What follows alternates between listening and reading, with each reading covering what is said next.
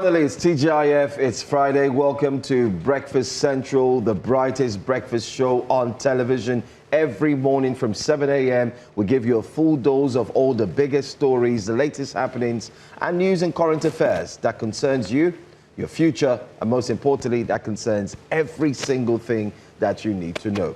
My name is Joe Hansen, and on a Friday morning like this, well, we decide not to turn it down, but to bring it up with the latest stories that you need to hear. So do me a favor and stick around, stay with us. We're streaming live and let us know what you think about each and every story. By the way, a man who likes to rhyme in between is here as well. His name is Benga Aborowa. Good morning. So I'm going to let you guys in on a secret. Anytime you see Joe without a tie, just and if you've not checked your calendar, you need to know it's a Friday. And anytime you see me in a tortoise neck, better still, tortoise neck, you know it's a Friday. Welcome to Breakfast Central. Yes, it's Friday. We're excited. The weekend is here, and it's a bittersweet feeling. Excited because we get to rest, and bitter because, I mean, we won't be here tomorrow and on Sunday, and you know, we have separation anxiety because we are not going to be broadcasting. But don't despair, we have breakfast extra. Yes, so sit back, relax, and we have quite a lot of stuff for you today. Some bad news, some good news, some development. We'll bring you all the gist, latest information, and subject matter analysis with the experts. And in our neighboring country to the west, yes, they're having elections in the Republic of Benin, and News Central crew is there. We'll bring you the latest as they build up to the general elections. I am Benga Aborowa. Welcome to the program. I hand you over to my very little sister and good friend, Olive Emodi. Wow, I didn't realize that finally they were going to allow me to do my introduction, because I just felt like they were going to keep going on and on and on. Bonjour, bienvenue, Breakfast Central, in the spirit of our Benin Republic brothers and sisters who will be having their elections today. We are with you, not just in spirit, but in body, like Benga said. As our crew, we will be bringing updates from the elections in Benin Republic. Hopefully, they didn't have a budget of 135 billion naira for, well, not Naira, Cephas, for their post-election adjudication. But here on Breakfast Central, we will be looking at several conversations, developing stories. The ADC is still in the eyes of the storm, and we'll be bringing you the latest updates regarding the ADC. And, you know, over the course of the weekend, of course, Breakfast Central will be there. Benga talks about separation anxiety. I say speak for yourself. My name is Olive Emodi, and you're welcome to Breakfast Central. I don't know where our bell of conscience is. Can someone please bring it into the studio? Because I wanted to ring a bell of conscience for Mr. Johnson, who's the first to comment on YouTube. We're streaming live on YouTube, News Central TV Live, so please join us. Drop your comments, drop your thoughts, drop your questions, and let's all be a part of this global conversation. Once again, you're welcome. Custodian of the bell of conscience, where is that? Where's our bell? So the bell of conscience is with the guard. It's always in a box with the guard. The guard is bringing it. It was journeyed. So it's coming through the 7 mountains and the 7 seas. And then when you see it, you have to say a magic word. In a ceremonious way. Say bam. Okay. Bam. So Open sesame. Bam. You're and correct. then it will open. But back to the elections in Benin Republic on Sunday. Yeah, so over the course of the weekend. The elections as well. And we have our crew on ground, so we'll be looking at, it's a tough one. We're looking at taking away every single thing that will happen in Benin Republic. For me, I'm more concerned about what Nigerians will be able to learn from the elections that would hold in Benin Republic this particular weekend. That's what we're going to look at. We have our correspondents on ground. We also have very versatile reporters. We also have definitely all the information you need to know about that election. So you are poised for the best. Stay with us, and News Central will give you updates. But without further ado, it'll be great to find out what the mood is like. You know how the mood is, I mean, which is why we have our correspondents joining us. You know, here in Nigeria, 2 days before election, it's almost like election has finally started. There's a sober mood. You're seeing military parade, all of them with their vehicle, their buses, you know, and then you're seeing that intensity. There's a certain sense in the atmosphere that lets you know that elections are around the corner, but it's quite scary in Nigeria. I wonder if it's like that in Benin. And then 24 hours before, you're no longer allowed to speak about anything that sounds like a campaign. Today is the last day of campaigns in Benin Republic. And Patrice Talon, who's been president for over a decade. For over a decade. Yeah, will be, I mean, it's the race to find his successor. And the main opposition party, sadly, is not on the ballot. But you know how elections work in Africa. Patrice Talon's anointed successor is seen by projections to be the favorite to win. But you never know. You never know. Someone has asked, Mr. Ajibade is asking, which God carry our bill? And good morning. I've said it before. Today, they have to transport the bell. It had to go through the hills of Monaco. It went for cleansing. Yes. No, even the bell is feeling the pain. That's why it's called the bell of conscience. Wow. So let me see, who's that? That's Prince Ajibade. Good morning, Iwanya Kenneth. Good morning, Mokunye Chukwemeka. Thank you for being here. Let's get into our wake-up conversations. Now, there was mild drama at the headquarters of the Nigerian Independent National Electoral Commission in Abuja, INEC, as 3 different groups protested over the leadership crisis rocking the ADC, a situation almost spilling out of control by some measure. The groups arrived at the commission's gate, some in support, while others were against, all pushing different agendas, and each claiming legitimacy over a dispute that has put the commission at the center of heated exchanges, bordering on who is the legitimate leader of the party. From demands for negotiation by Nafiu Bala to a solidarity visit by the National Youth Council of Nigeria and strong remarks from former lawmaker Dino Melaye, the situation is fast evolving into a major political flashpoint. Let's hear what they had to say. The Independent National Electoral Commission to recognize me as the authentic national chairman of the African Democratic Congress, ordered by the Court of Appeal to maintain status quo ante bellum. All right, and that is the video there of the ADC and the drama within the party. You can see the protest happening with the different groups. It's interesting to see what is happening. So this was on Wednesday, 2 days ago. Yes. On Wednesday. So it's like everybody's taking turn. So now, how many groups do we have? Maybe Donuosu today will now decide to come back. It's turn to protest at the INEC headquarters. He wanted Don. It's become, yes. The INEC headquarters is becoming a mecca of protest. So now let's count how many splinter groups we have within the ADC. So there's the one that gave way right after the Ralph Mosu leadership. We had the Nafiu Bala the Senator David Mark leadership. Then there is the Nafiu Bala Gombe. Then we have the what's the name of the one-man army. And you have forgotten that there's also one-man NWC. There's also the Dumebi Kachiku one. You know, Dumebi Kachiku was the presidential candidate at the last elections. So they all have claims to the leadership within the ADC. APC also has an Hajia that is claiming to be the national chairman. But INEC has then given a date. They've said the 10th of, they're not going to be collecting, 10th of May is the deadline for them to receive correspondence. And they have said that they will not receive correspondence from ADC whilst the case is pending in court. So what really is the future for the APC? We had Nafiu Bala Gombe addressing the press. And, you know, he did say a number of things and had a number of calls to make. I believe we should have that clip. Let's take a look at the video.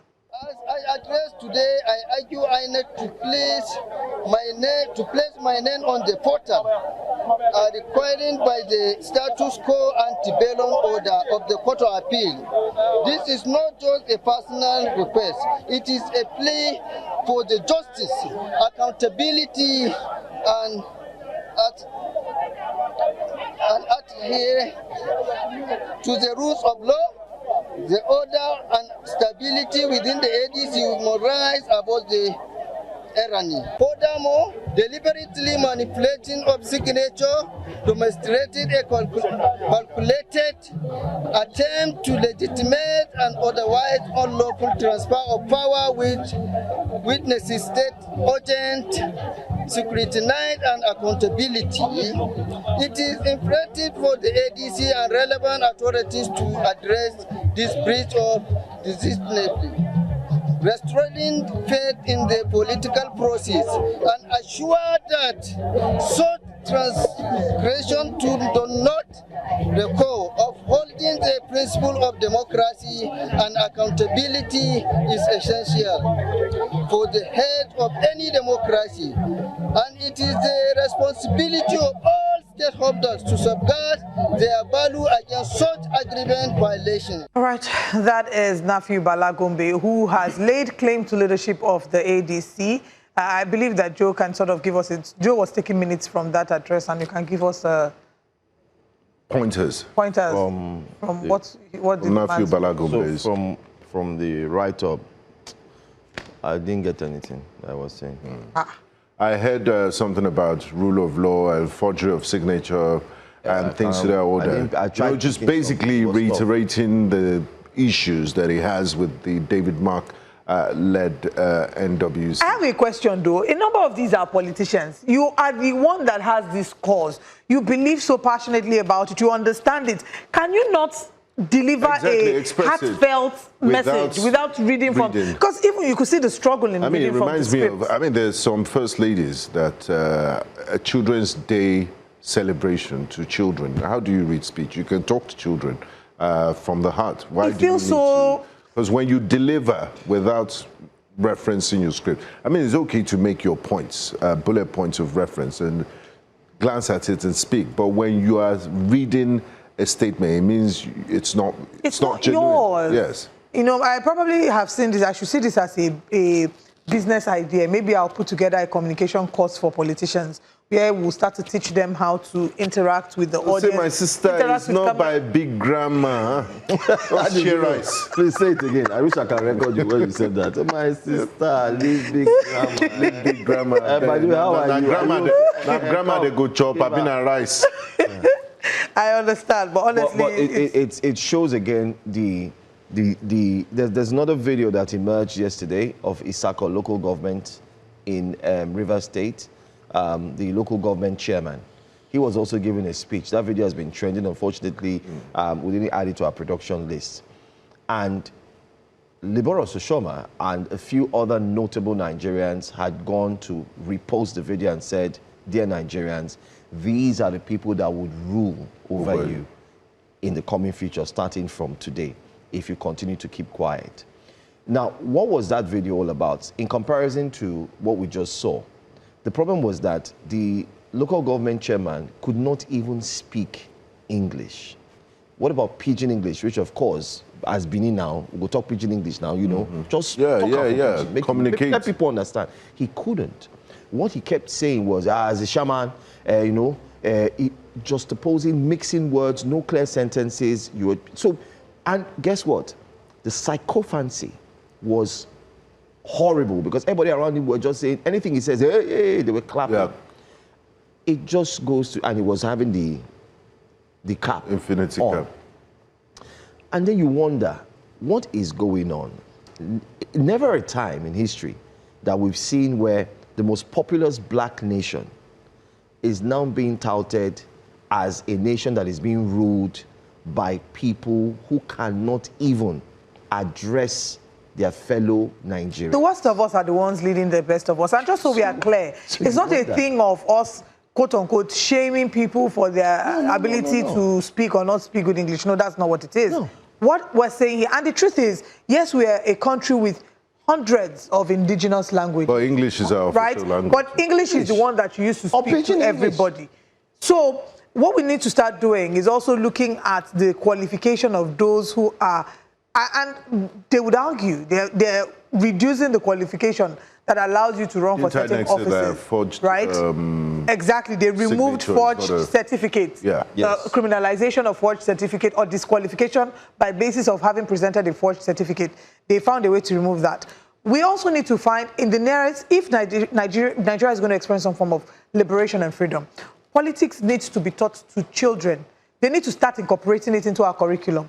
They need to start understanding leadership and governance from childhood. And we're not talking about the ones where it's the bougie private schools, because the private schools do it where they give you opportunity to be CEO for a day in a bank, opportunity to be governor for a day. Children's Day is around the corner. We need to start incorporating that leadership, that desire to be a part of the process. Because many of the Nigerians who are criticizing politics do not want to be a part of the system. They don't have PVC. They don't even have the interest. They have no plans to be a part of the system. But you cannot change the system from outside. You have to change it from inside out. But that's not the core of, our conversation. That's just an aside. We'll take reactions on YouTube, and then we'll head to X and maybe come back to YouTube. Regarding what's happening in the ADC, I think my final thoughts would be that I do not know what is going to become of the ADC in the coming days or weeks. But what I do know is regardless of what political party you support, it is important. Opposition is an important part of our democracy. What really is a democracy if there is no opposition to stand against it? So when Nigerians are talking about a one-party state, it's not necessarily because they are anti-APC. It's more because your winning is only a win if there is competition, if there are multiple people who are part of it. This is not John Magufuli. You were not in Tanzania in the era of John Magufuli, and as you will now realize, Samia Suluhu Hassan. What a man can do, a woman can do better. Yeah, when Samia Suluhu Hassan came, there was an excitement that she's allowed political parties back, she's allowed opposition. Unfortunately, we saw what happened at the elections. Democracy is what we run in Nigeria. This is not an autocratic government, and we want to see opposition thriving and being able to challenge the ruling party. But let's head to YouTube, and then we head to X. On YouTube, President Ibade says, Nigerian politicians no get shame at all. Small shame like this, God no share reach them. I don't know if I'm the only one, but I feel so ashamed in this present Nigeria to be Nigerian. I hope and pray, President Ibade, that soon and very soon you will be proud to be Nigerian again. We also have, in reaction to Nafiu Balagombe's speech, he says, he can't even read the script that was given to him. What a disaster. The country is gone, no. No cleric should tell us to pray for Nigeria. Mr. Johnson said, all this is what APC guys call strategy by their leader. Well, truly it is strategic because it is in one way or the other, it's disorganizing the opposition, which worked out on some political parties. And President Ibade responded to my comment about teaching communication in politics and policy making, and he said, my sister, it's not by statistics, just give them rights. Enoch Ogeni says, good morning. Why all these groups wait until the party was made popular before coming to claim the party? They are simply influenced or opportunists. And Joseph Mwagba says, why is Liberals refusing to serve his people? It is not to criticize all the time. Well, not every... Liberals is a lawyer, so I don't know. He's serving in the way that he can. And Joseph Mwagba goes ahead to say, the press is the opposition party. Can you go ahead to explain what you mean by that? Well, let's get to... The press is just the fourth estate of the realm. I don't know. They should not please... And it's the constitutional responsibility of the press to hold government accountable. Exactly. It's the only profession where our job description is inside the Constitution of 1999. Section 22. Yes, Section 22. So that makes us... I mean, it might sound like you're opposing, but we're just holding government accountable because we're looking up to higher standards and we're not happy with where things are at the moment. We also acknowledge and, give plaudits to the government where they do very well. Yes, we do. We absolutely do. I mean, there have been many instances, even just yesterday, when we applauded, the government for the terrorists who had been sentenced to life imprisonment. We talked about it during the front pages of the newspaper. When we see what is right, we say what it is. But more importantly, our job is to be the pulse of the people, to feel the pulse of the people and to communicate same. Two more comments before I head to X. Oye Dokun Olaide says, for those doubting that Tinubu is destabilizing ADC, James Faleke has said that he will support Tinubu for second term, and he's with Nafiu today. All we need to do is connect the dots.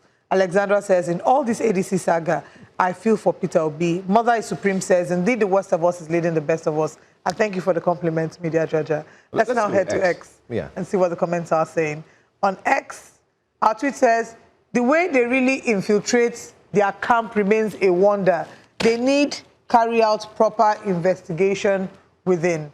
That's the next tweet says, wait. And the second story is about terrorists killing army general and others in a fresh Borno attack, Joe. It's a sad one. It's a sad one, Olive. We're back at it again. Yesterday it didn't really look good, but I mean, we just have to tell the story. Fresh fears over insecurity are indeed rising once again. It never left, so it continues in Nigeria, especially the northeast, following coordinated terrorist attacks on military positions, this time in Benishek and Pulka in Borno State. The assault claimed the life of yet another Brigadier General O. Brahima, commander of the 29th Task Force Brigade under Operation Hadinkai, who was killed while leading troops as insurgents overran parts of the base and destroyed military assets.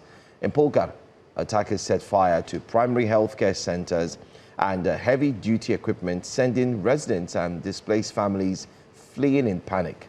Now, the renewed violence comes as the United States mission in Nigeria confirmed the evacuation of non-essential staff and families, further heightening concerns. I mean, we're talking about telling family members to leave. The FCT. Well, the development has also reignited debate over data put out just a few hours ago, not long, by StatiSense.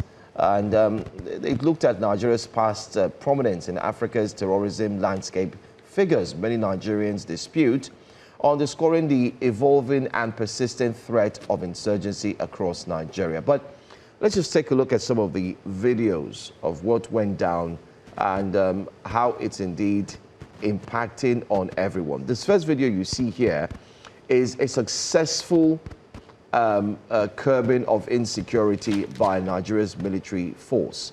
They were able to get hold of a gun runner in Jos. And let's just watch the video and look at the weapons they were able to, seize before we move on to the sad incidents that led to the death of the Brigadier General. Let's take a look at that first footage before we move on to the next one. Yes, the Galanga commander for a successful mission.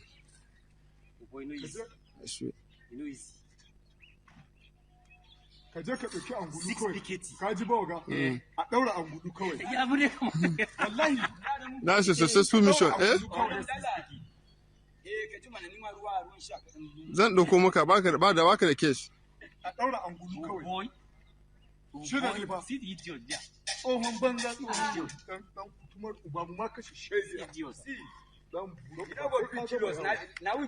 The thing say na former 93. This one a new 93. This one a new 93. We just come. We just start the work.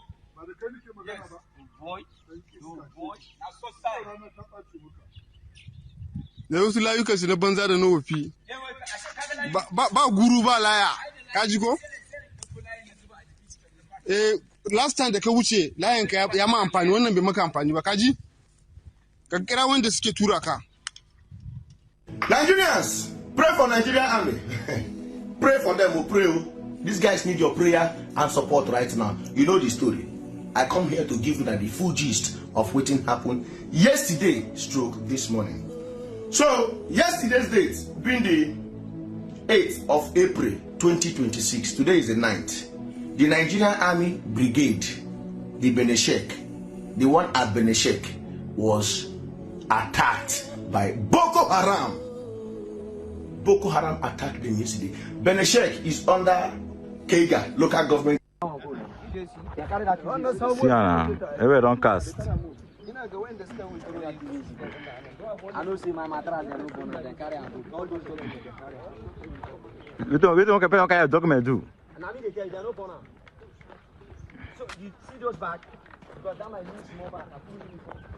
No, tango for. I don't even see that out. I don't iron.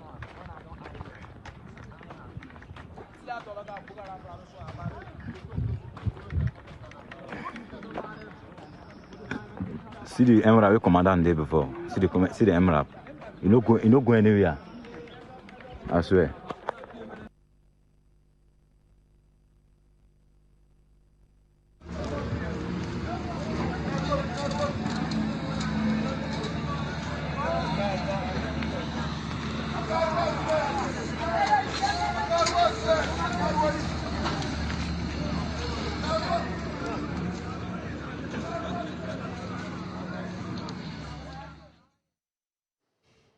Very sad incident, guys. Another general is gone, and the army did put out a press release. I'm sure we'll be able to get that press release statement up on the screen as well, where they recounted all the incidents and everything that happened. They talked about it and how the army was able to repel the attackers They also, at the end of the presser, they requested that Nigerians should please, give the army time to be able to put out more information on that. A few Nigerians went on X. They didn't take it lightly. They didn't like the fact that there wasn't much clarity.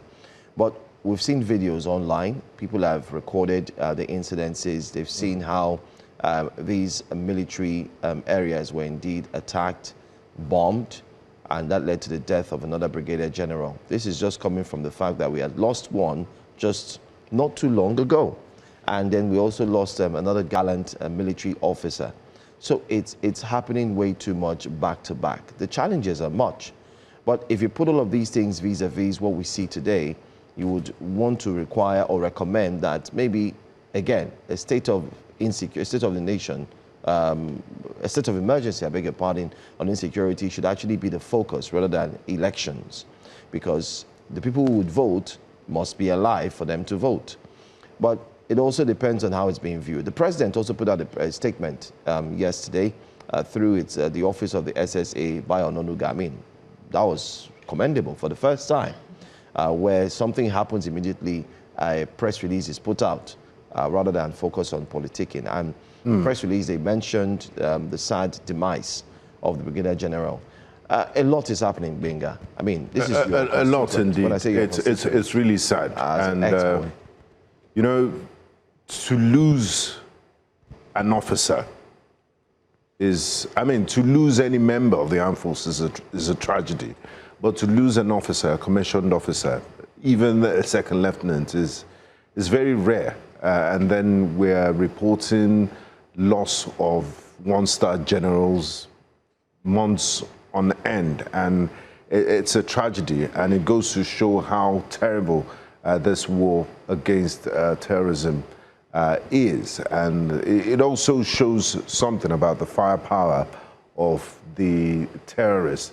Brigadier General Hosseini Brahima was the brigade commander of the 29th Task Force Brigade in Beni Sheikh. He was said that the stories we're hearing from the press is that the base was attacked by insurgents, and then he tried to make his way, I mean, just leave that dangerous area in an MRAP. MRAP, we saw the vehicle there that was smoldering from the fire. MRAP is a mine resistance ambush protected vehicle, and the MRAP refused to start. I mean, that raises questions about the quality and the maintenance of equipment that are used by our service personnel. But my heart goes out to his family and also members of the Nigerian Army. This has a way of demoralizing the level of morale and the spirit of the fighting men out there. Because, I mean, if you can lose a general, then what hope is there for the non-commissioned officers and the rank and file? But I hope lessons are learned, and Army headquarters really does the family a favor by putting out the true version of events, what happened. Lessons are learned so that they can prevent this sort of things from happening, and our forward operation bases are more secured. For this ragtag militants, I mean, I can't even call them ragtag anymore, because some of the weapons they use are sophisticated. Absolutely. They need to also work on deeper intelligence. Who is supplying them? Who's financing them? Who gives them information about this? And then there should be early warning systems. And when attacks are coming, because these guys are being emboldened. And also, again, we'll get to that some other time. So I was going to talk about the rehabilitation and... Before you get into that, I want to respond to something or make a reference to something that Joe had mentioned earlier about the statement by the presidency. Bayo Ononuga put out a tweet, and in the tweet he commiserated with the family of the deceased general, and he says, I extend my condolences to the families of our gallant soldiers led by Brigadier General Hosseini Brahima, who made the ultimate sacrifice in the defense of our country today in Borno State. But he goes on to further say, and I want to read the exact quote. Okay, now I can't find it. Yes, he says, from the reports I've received, our armed forces have been conducting sustained, intense land and air offensives against the insurgents, neutralizing many of their fighters and commanders. The insurgents' counterattack is a sign of desperation. It's a sign of desperation. So when I did read that, I wondered, do we really consider or feel that this is genuinely a sign of desperation on their part? Because what it feels like, or what it seems on the outside, is like there's been continuous sustained attacks. We've lost credible men who have been on the front lines, who have put their lives on the line, and not just any men. Look at this high-ranking man who's the second we're losing in like 5 months. What happened is not an isolated, tragedy. But I'm going to read the profile of, this very well-seasoned man who we have unfortunately lost, Brigadier Oseni Omo Brima. According to his profile, he obtained a Bachelor of Arts in History from the Nigeria Defense Academy. And, just so we're clear, I'm not just reading this just to show his pedigree, but also to honor his life, to honor his memory, and to honor the sacrifice that he's made for Nigerians. He is a Bachelor of Arts in History from the Nigerian Defense Academy and was commissioned into the Nigerian Army in September 2000. He earned a Master's in National Security Management from the National Defense University in Islamabad, a Master of Arts from Benue State University, a Master of Arts in Defense Studies from King's College London, and he was also a UN observer from 2011 to 2012. I could go on to read about, his profile and his achievements, and we've lost him just like that. And this is not just a random loss, it's a serious loss, like we didn't mention, high-level loss. And the question has been, maybe we need to also check, we will say that we're properly equipped, our military personnel have all that they need in the way that they need to fight this battle against insecurity. They're making sacrifices. Today we're talking about it, but there's a family that's crying. There are children maybe that would become fatherless as a result of this loss, a woman who will be mourning somewhere as a result of becoming a widow.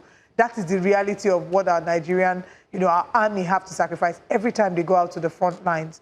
So our heart goes out to him, to his family, to members of his battalion, those who have fought with him, those who he led, those who have lost their lives in this fight.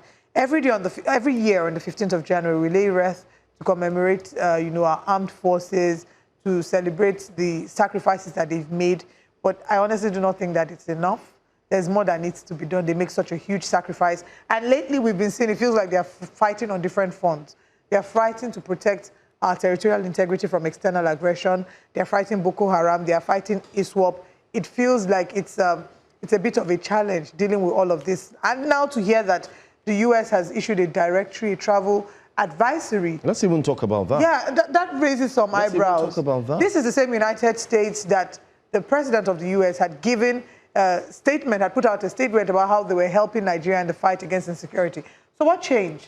Exactly. On the 24th of December. And how effective is it? Because they said they have MQ-9 Reapers in the sky. The drones will help with intelligence gathering. What's happening?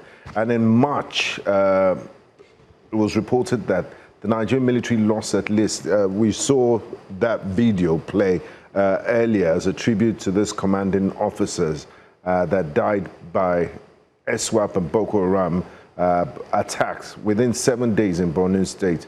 Major U.I. Mairiga, who headed the Mayenti base, Lieutenant Colonel Umar Farouk, commander of the Kukawa base, and the 101st Brigade, Lieutenant Colonel S.I. Ilyasu, who served in Konduga. I mean, this is monumental, unprecedented. The only time, even during the Civil War, you don't lose officers. Senior officers of this caliber, high numbers in a week, and then, officially we're not at war, but we've declared war against insurgency. This is really, really sad, and I hope the army authorities and those in charge do something to protect the life and give the personnel what they deserve to execute this this mission against terrorist and violent extremist groups. The budget for defense takes the highest chunk. So every year, because we understand that, you have to prioritize security, and we end up in this sort of situation. What's really going on? It's sad. It's sad because, the U.S. Embassy went ahead to list 23 Nigerian states that their citizens should avoid. And these states are... how many states are left? 23 out of 36. So that's 13 left. And they listed that. And the states, I'm going to mention them. They listed Kogi, Yobe, Niger State, Borno, Kwara, Taraba, Jigawa, Plateau, Adamawa.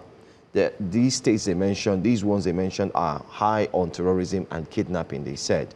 They now broke it down and said the one high on unrest and crime, they mentioned Kano, Bauchi, Sokoto, Gombe, Katsina, Kaduna, and then Zamfara. And then they said other states that their citizens should watch out for and should not dare go to.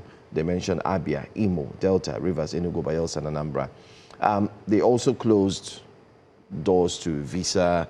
So consular services will happen in Lagos. Yeah, move everything to Lagos. Anything you want to do, go to Lagos, or you receive via emails and so on. And one would ordinarily wonder, you know, sometimes this morning, just this morning, while on my way to work, you know, I have a colleague of mine, a friend of mine who joins me most times, and the question this morning was, yeah, are we not tired? Are we not tired of hearing these things?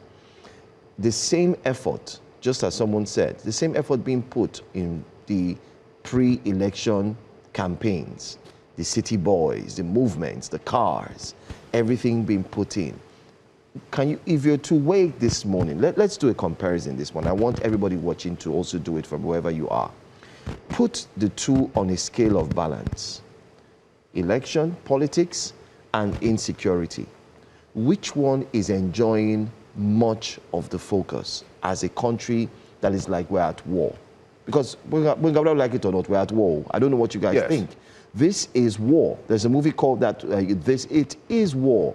When you have people who are coming against your military, your citizens, and they're not stopping. It has been consistent for the past few months. Okay, so maybe I would refrain from saying that this is war, but I would say that we're in a precarious situation because, unfortunately, why that sentiment has been expressed by many Nigerians is because they're losing trust and faith in the ability for us to win this fight against insecurity because it feels like it keeps getting worse. But what we're saying, you know, ultimately is that there's more that needs to be done. Whilst we're allocating the highest budget to defense, we also need to ensure that we're ensuring that these monies get to... I mean, for the longest time, we've been talking about... did we ever hear anything about Dasuki Gate? Did we ever come to the conclusion of what happened with Dasuki Gate? You know, so it's these monies that are allocated to defense, how is it getting? Some have argued that it's not about allocating more money, but ensuring that the money that is being allocated is, you know, does what it's set out to do. So weapons, equipment, you know, and the porous nature of our borders are conversations that should come into force. So once again, we wrap up by saying that our hearts and our thoughts and our prayers are with the family, the members, loved ones, and the whole of Nigeria that's mourning the soldiers who lost their lives, the 29th Task Force. And also men and officers of the 29th Task Force Brigade.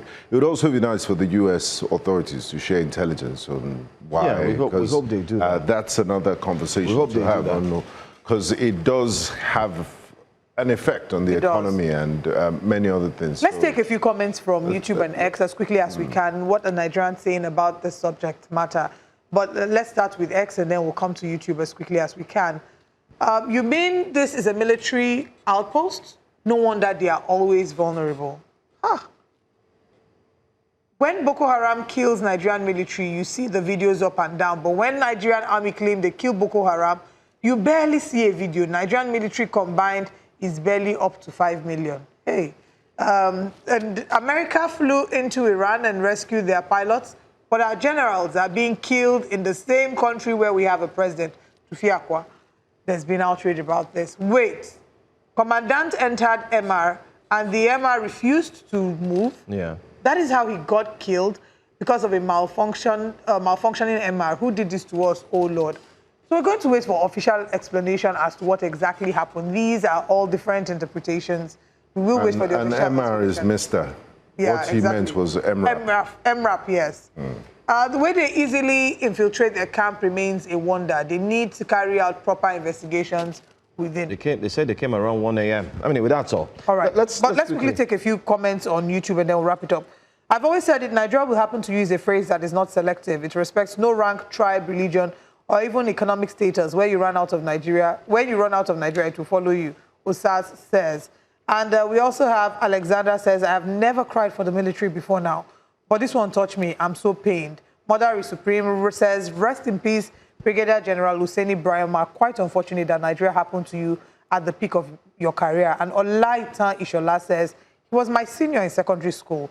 He was the parade commander during Jonathan handing ceremony to Buhari, a future chief of army staff, but Nigeria happened to him. Oh, wow. I'm so sorry.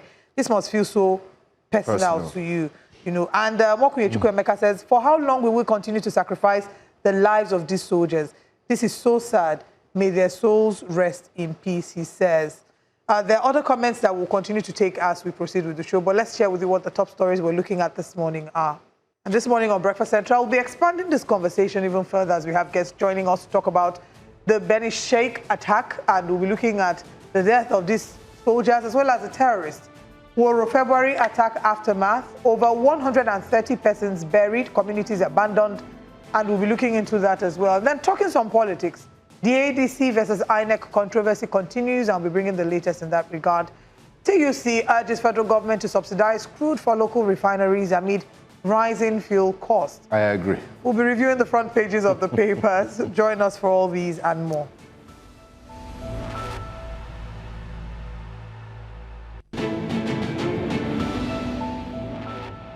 Welcome back. Nigeria's security challenges are once again in sharp focus following a deadly attack in Borno State and a significant international response to rising insecurity. The defense headquarters has confirmed that both soldiers and terrorists were killed during a fierce encounter in Borno State, highlighting the continued intensity of counter-insurgency operations in the northeast. At the same time, the United States government has begun evacuating its citizens from parts of Nigeria, citing growing security concerns, a move that underscores increasing global attention on the country's safety situation.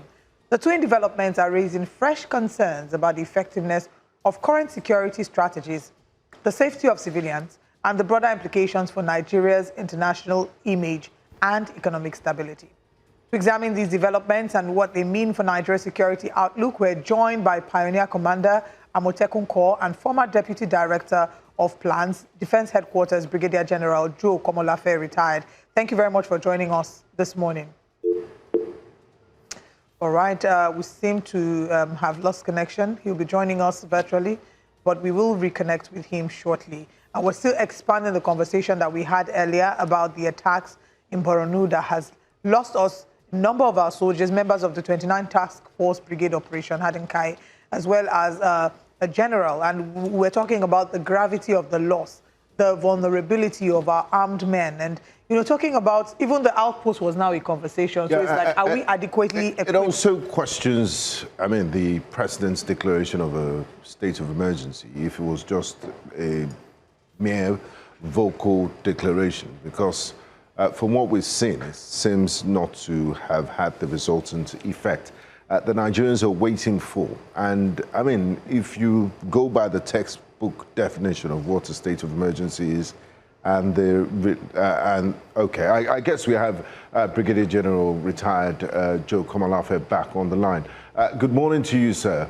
What can you tell us about the latest attack on the 29th Joint Task Force base in Maiduguri in Borno State that led to the killing of a senior officer, Brigadier Brahima? This is quite rare, and we've been seeing incidents of this occurring in the last few months. What does that tell us about the nature of the terrorists and insurgents? First of all, my heartfelt condolence to the family of those that died, also to the Nigerian Armed Forces and to the Federal Republic of Nigeria. They got repose their soul. It's an unfortunate incident that took place in that place, and well, it is very rare for the great headquarters to be overrun. But if you look at the peculiar nature of the type of operations that take place in that general area, which is we call it 4G type of operation, that's called generation warfare, where there dimension. It's just normal.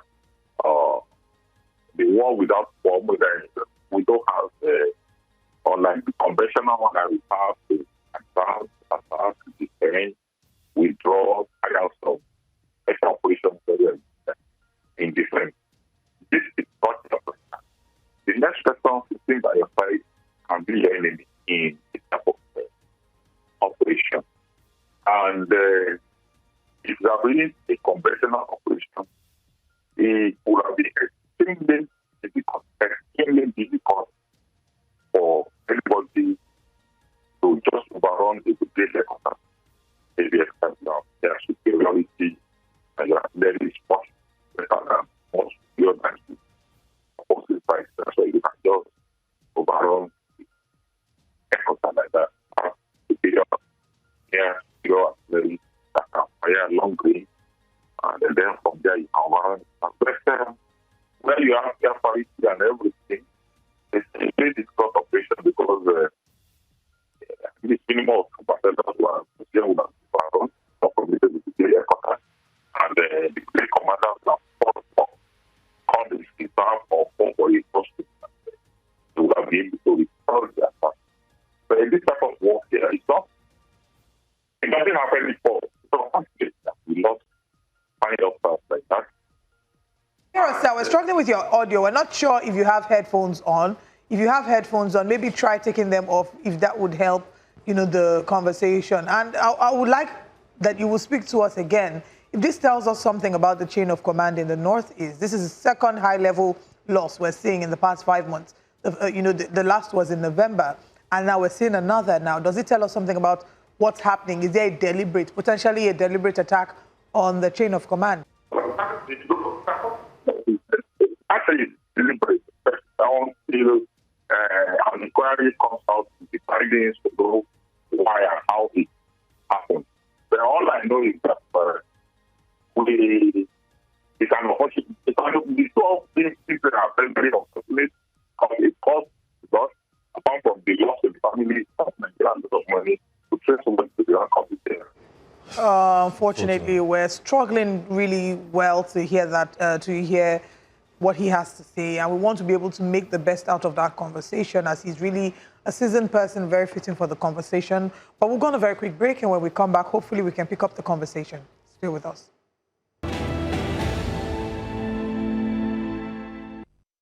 Welcome back to Breakfast Central. We're still trying to have that conversation, and hopefully we can have it now. We're still joined by retired Brigadier General Joe Komolafe, who's speaking to us about the latest attacks in Borno. Now, before we went on that break, I had asked you, sir, what your thoughts are regarding if this might be a deliberate targeted attempt on the chain of command in the Northeast, especially as this is the second brigadier that we're losing in the past 5 months, the last being in November. Does this tell us anything? Like I said, it is unfortunate, and my heart goes to the family of those lost talents and the Federation, the Republic of Nigeria. For such an operation to happen, we should realize that this is not a conventional warfare. It's fourth generation warfare, which has no dimension. Anybody can be your enemy, or somebody you think with you will carry bombs or other things. But if you look at what happened, first of all, what I will blame is intelligence for such a large-scale operation to take place, and the headquarters is not aware that something like that will happen. Be fully prepared is intelligence failure. If you are not the intelligence failure, they will have been aware that such a thing will happen, and they will have prepared themselves for such a day, and they will not have been caught hands down or unaware. Yes, I read that the fourth elderly, but you would have known from intelligence, you would have known who are coming, what are they coming with, when are they coming, all those stuff. Then you would have been able to prepare yourself. If you don't have enough equipment, you have requested from appropriate superior authority for additional equipment or men in order to kill that special attack. Even you can, I know it happened, a night operation, which is a very difficult operation also. Another most difficult operation is night operation, and another one is when you're fighting in built-up area. These are difficult operations, but notwithstanding, from night operation, operation like that, if they are aware, they will have not been in their trenches to repel the attack and maybe defense. I mean, they good use of that intelligence that's handy. The other one is that I think they are overstretched in that place. We don't have that kind of full deployment that could have matched the ready forces. We know the strength of a brigade, the strength of a battalion, and surely, I am sure, because if you go by the strength of the armed forces or the people operating there, we are overstretched. We are fighting every part of the country. The population cannot match it. So maybe let's try the brigade headquarters was likely defended. These are things I can just reason out. I was not there when those things happened. These are things I can reason out that intelligence failure, that overstretched, and then maybe there are some elements of fifth columnists who must have spied the location and given maybe gave the insurgents information at that location. These are things I can be reason out. A former deputy director for plans at Defense Headquarters. Is there anything beyond intelligence failure to prevent this attack? Is there anything or lessons that we can learn from this attack in terms of the architecture of this forward operation bases, if they should have bunkers, a more secure design to prevent this sort of attacks? Because we've seen these terrorists are now emboldened that they have the mind to even attack military formations and bring the fight to them. Is there anything that can, or maybe it's in the works, to redesign the architecture of this forward operation bases to prevent this sort of things? And the second leg of my question is, what does this tell us about the fighting strength of the insurgents for them to be able to overrun a military formation? What kind of enemy are we fighting? First of all, we talk of when you look at it, the fight is not for the military alone. The fight starts with the civil populace, the civilians. These criminals, they have family. We know where they are. So if they know where they are and they have family and they are ready, the civilians are ready to assist us, I don't see them being as potent as we think. I mean, they pass through a place, they gather somewhere from the places, they do all those kind of something. They know them. The people, the civilian populace, it must start from there. When you see unusual movement or unusual happenings, that's part of the intelligence we are talking about. Then, for architecture again, we may have to increase on surveillance, either electronic or physical. And mostly surveillance now because people are using drones as well as things to get real-time information and all those type of something that will assist us. And when you look at this, that's nothing special about the insurgents. The only thing we can start thinking of is that what is the motive behind their operations? You see, if it's religious, it's very difficult, very, very difficult to stop them. If it's for mineral resources, then so on and so forth. When we know why they are doing those things, then it can assist us in knowing why those things are happening. Then again, it's not only in Nigeria that such things have happened before.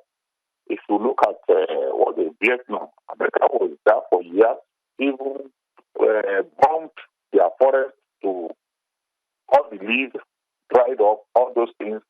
And they still have problems. Even in Somalia, America went there, they could not perform anything. In Afghanistan, same thing.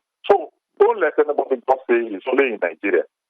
I mean, in Somalia, they dragged the body of servicemen that they killed. They dragged it on the street and put it on TV, on social media. So it's not only in Nigeria that's such a thing. It's so unfortunate that it happened to us. And like I said, there are a lot of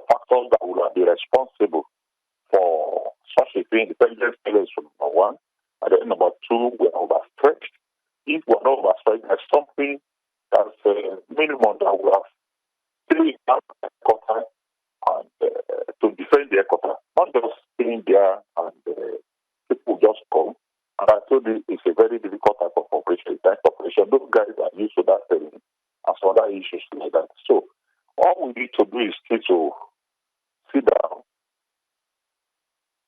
acquire relevant equipment, do relevant training, motivate the men behind the machine, because the machine cannot fight. It's the men behind the machine that makes the machine to be efficient. Then the logistics will be superb, and we need more men. We need more men. Then people should understand that what we are doing today is not our primary role. Maybe until they can prove to me that they come from another country that is attacking. Primarily is police responsibility, because our police is not okay. We all know that our police is not okay.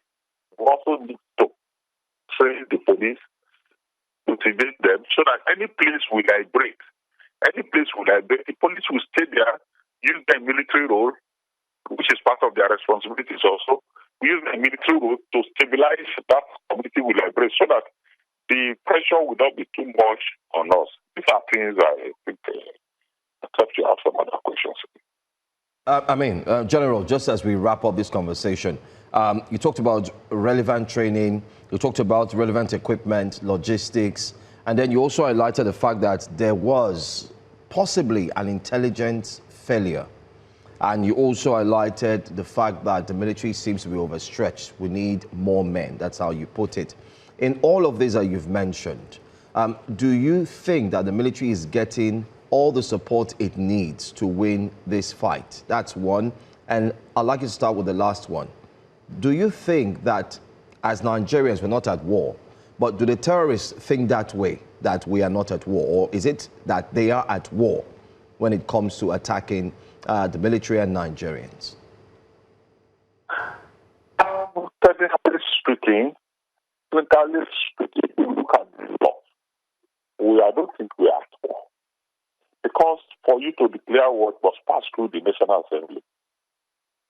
We are just fighting some insurgents, miscreants. That's where it is. If we want to declare war anywhere, National Assembly must approve it. Mr. President will tell them, they will approve it, then we can go out for total war. What we are just doing is just keeping the peace in the country. It's not a total kind of operation. Then you say this next question. My other question was, if you say we're not at war, is it the same with the insurgents? Do they think that way? Yeah, when you talk of war is more pronounced than what we are doing. We are just internal security is what we are dealing with. It's internal security. We are dealing with internal security, and that is what is currently ongoing. And that then we will look at it. People should not think the military is not potent. We are extremely potent. But we need some things like mentioned to you. We need people to tell us give us some information. Then we will react. If we look at even that place where they killed the general, we were able to repel the attack. But unfortunately, we lost men there. So, and we have been able to repel a lot of attacks that are not even recorded daily. But because Yoruba has a saying that when fly is eating the saw of a sawman, nobody will talk. But when the sawman picks the fly, so it is everyone will start shouting. That is exactly what's happening to us in the northeast. We record success every day, by every part of the country. We record success every day, but because our press also is not healthy matter. Our press is not healthy matter. But because when you talk of terrorism, the terrorists want to do something that will make government to do what the government would not love to do originally. They create fear in mind of people and government. So if the press overblows some of these things, then they are happy. People will panic. People will not, no, this is happening here, don't go there, don't do this, so on and so forth. that our press also should be able to know how to report some things. Not just everything you see, right? So even if you write everything you see, you have a way of moderating what you are writing but not exaggerating. Don't just talk. That's the media work that is important. So much, retired Brigadier General Joe Komolafe, for joining us.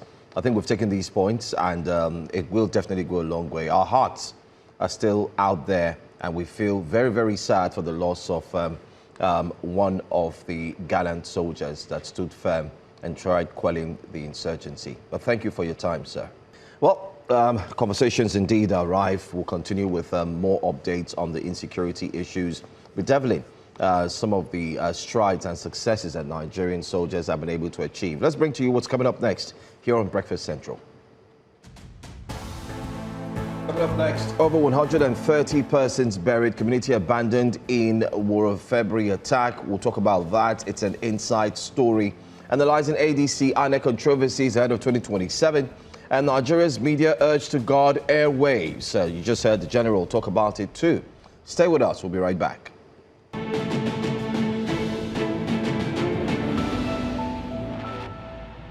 Welcome back to Breakfast Central. The road to 2027 is already heating up, and we're analysing one of the most contentious issues, the crisis between the African Democratic Congress and the Independent National Electoral Commission, INEC.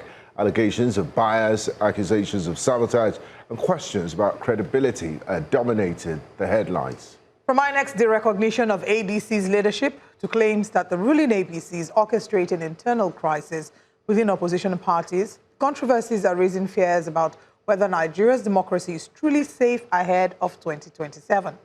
Joining us to discuss this further is a member of the APC, Akin Bash. Good morning, and thank you very much for joining us. Good morning. Nice to be here. Welcome, Mr. Bash. Your party has been criticized largely. In fact, the ADC has alleged that your party has sponsored machinations, that you are the weapon fashioned against their unity. They have said that you put landmines, your party has put landmines that have ensured that they're not united and there's different splinter groups. In fact, we had the spokesperson of the ADC join us on the show, and he made a connection with the lifestyle that nephew Balagumbe now lives, a lavish lifestyle of, having a suite to himself and Transcorp, having DSS operatives attached to him, or security operatives that he, before now, they didn't have. How do you respond to all of that? Anyway, landmines, I hope we're not talking about Hormuz Strait. Wow. Anyway, for me, in the political circle, there will always be all this kind of controversies, most especially when people are at a point of disadvantage. They want to come up with different excuses. ADC, yes, accusation that APC is creating this and all that. For me, they are just comments that are not unexpected. And why am I saying that?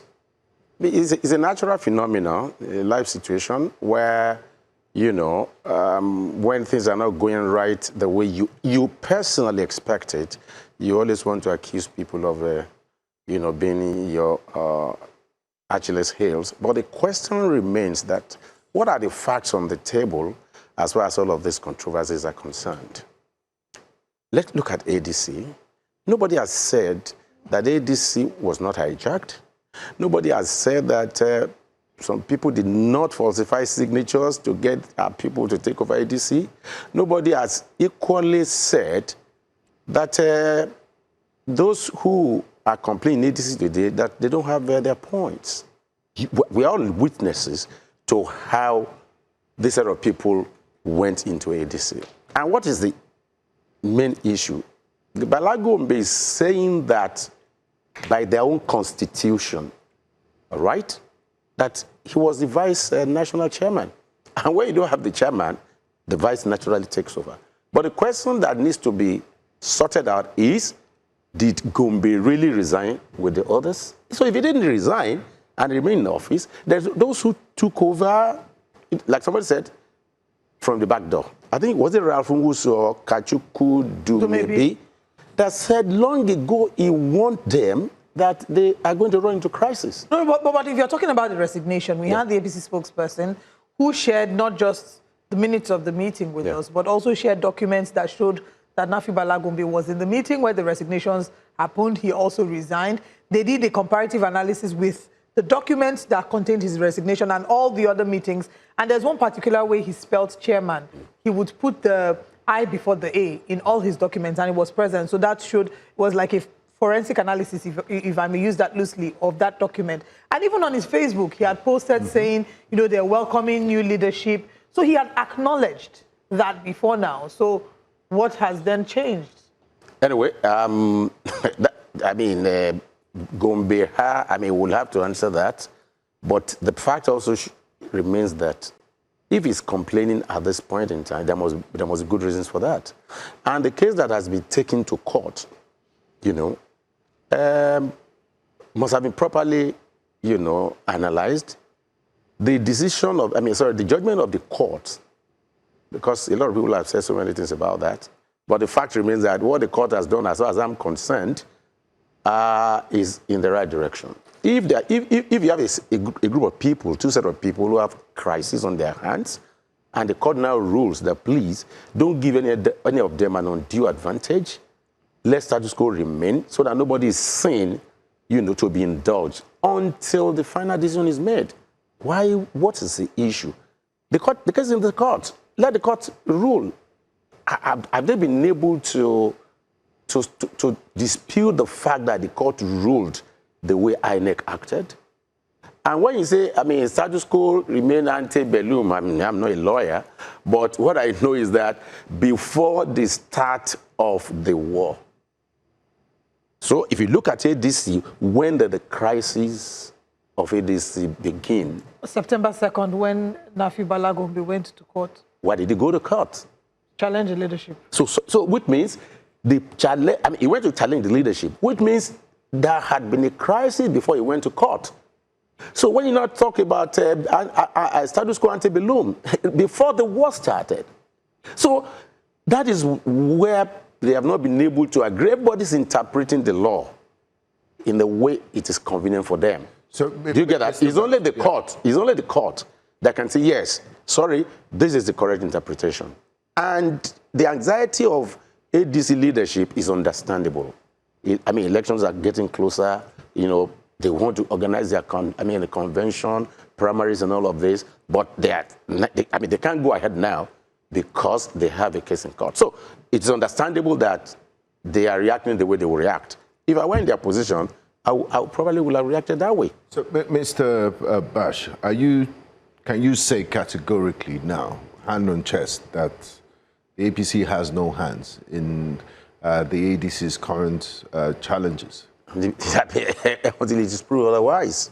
I don't see why APC must have a hand in that. Okay. I don't think so. Where did the full compliments? You see, before now, ADC had existed, all right? The controversy started when people went there. Like somebody said, no, who was this? Was it Sheikh Sani? He said there is a difference between buying a new car and buying a Tokunbo car. When you buy a Tokunbo car, you must be ready, you know, to cope with all the garbages that come with it. So taking over a party, naturally, you will expect that there will be, you know, reaction. So as far as I'm concerned, I don't see why APC should be interested. Yeah, but there are allegations, serious allegations, that Nafi Bala Gombe has been sponsored by the APC. Mr. Bolaji Mohammed was here, the spokesperson, and he spoke about him having a suit to himself in Transcorp, and he moves around the full complements of the head of an MDA or a minister. Even when Mr. President has said they should withdraw police from VIPs. An ordinary citizen wouldn't be able to afford that or be given such compliments. Yeah, you see, Bolaji's statement for me is neither here nor there. All right? He has every right to say whatever he wishes to say. But don't forget that Bolaji will always speak, you know, in order to prove whatever points he has and their party. Do you remember Kwakwaso going into, on air, saying that Bala Gombe was 36 years or so, and the guy came up and said, sorry, I'm not 36 years old. So would you say Controversies does not have a right to say whatever he wants to say? How about addressing the Don't issue? worry. The issue you have raised, the kind of life I live is my own choice, depending on the resources I have. Yeah, but he's been known to be a man of, Little means. If he's a man of little means yesterday, does that mean we'll continue to be a man of little means tomorrow? I mean, what are we talking here? Okay. Called unexplained wealth phenomenon. It means the Let them refer that to EFCC. It's not for them. I mean, you equally have said it's an allegation. Let them continue to allege. The proof of the allegation rests with them and the courts. Okay. Why would you say because my lifestyle has changed? For example, now I'm enjoying. When you started having issues and doing the bidding. Those are assumptions. Why do you think he's doing a bidding? Why don't you? That's the allegation. Fine. I mean, the allegation. They have to prove the allegation. Okay. It will remain allegation until they're able to prove it. Okay, but they're also concerned. Yeah. I mean, it started off with the PDP first. You had the PDP issues, internal wrangling, and then you had one of the PDP factional leader, the FCT minister, saying, listen, he's going to ensure that the PDP doesn't have a candidate. Secondly, it went to the Labour Party. Factions came up, quite similar to what we see now. And then the SDP. SDP now has moved to the ADC. And I don't know if you're aware, the NDC, a newly formed party by former Bayelsa governor, is also speaking up that it seems that infiltration is coming into his own party too. If all of these things are happening sequentially and they follow the same theme, monotone, name them, whichever one, don't you think that it is enough for the APC to possibly come out fully to Nigerians and let them know now, listen, we are not involved in all of this, and address the people, make it clear? Because if fingers are pointing at the APC and they're not saying anything, rather, what we've seen is, we've seen an SSA to the president supporting the Nafiu Gombe faction. And I'm talking about the SSA to the president. I beg your pardon, the name skips my head right now. Is it Bayo Onanuga? Bayo Onanuga was putting post up and saying, yes, this is him, supporting in full glare. And you wonder, why would you do that? And yesterday again, while Nafiu Gombe was, busy protesting, Nigerians were able to pick the faces of people around him. Coincidentally, some of them, they alleged, clearly, work with some APC chieftains and say, look at this guy. We saw this guy here, this guy here. So it's pretty much like, how do they say, the baby... the witch died in the night. Died in... cried in the night, the baby died in the morning. And the baby died in the morning. So everybody's connecting the dots and saying, come on, this is too glaring, it's too obvious. Anyway. From the sequence, I know I've said a lot, from sequence to SSA supporting and so on. Who is an SSA in the first place? That you're an SSA to Mr. President doesn't mean you're a member of the party. There are so many people in... Yes. So are you just one minute. You said SSA. Bayo Onanuga is not an SSA. Are you referring to Bayo? If you are referring to Bayo, Bayo is a special advisor to the president, right? Senior special. Senior special advisor. SSA. No, there's nothing like senior special advisor. Oh, okay, so was in this administration that we saw SSA? No. Just one minute. Okay. You can only have a senior special assistant. After that, you have a special advisor. Yes. Okay. So, special advisor. So are you saying that he's not a part of the... No. We have not agreed on who you are talking about. Fine. And the designations, right? But even for Bayo Onanuga is a spokesperson for the president. And when you are bringing in the name of the president into any controversy, Bayo Onanuga has the right to defend the president. So as far as I'm concerned, he has not done anything wrong. Talking about accusation against the president and the party. He has the right to talk. And supporting Nafiu. How do you mean by supporting Nafiu? I mean, he put up posts and said this is... The posts are indeed questionable. What was the post? These posts have gone ahead to highlight that, oh, this is the factional person, this is the national chairman, and so on and so on. They're questionable posts. Anyway, we'll go on a break. Anyway, I'm sorry, I'm not aware. It's a when we post come back, we'll look at it. We'll look at those I'll share the details of this post when we come back. We need to go on a very quick break. Okay. Thank you.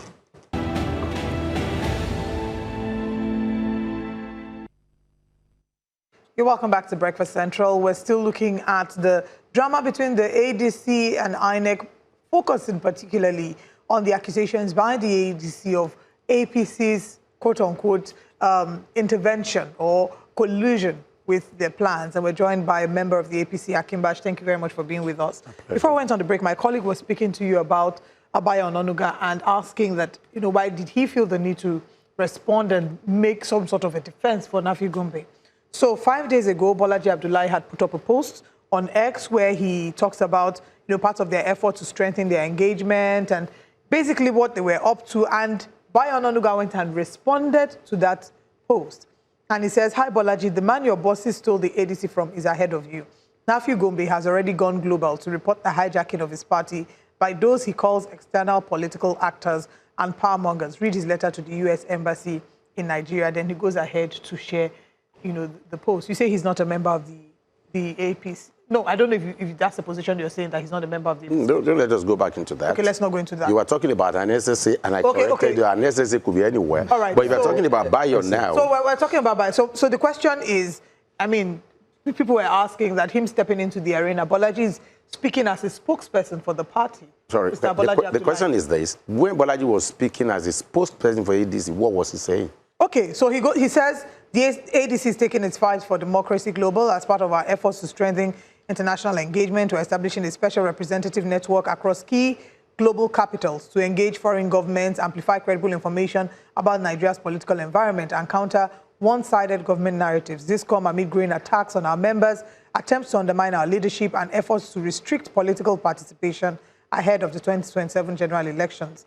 Our representatives will engage foreign governments, international media, democracy institutions, and the Nigerian diaspora, providing regular briefings on political developments, human rights concerns, and electoral integrity. We're also launching a national documentation initiative to systematically track and report incidents affecting political participation across Nigeria. So? Okay, so I want to even speak to something he said here. The criticism about Nigeria tilting to a one-party state. Do you see the sense in that argument? No sense. Okay. Sorry.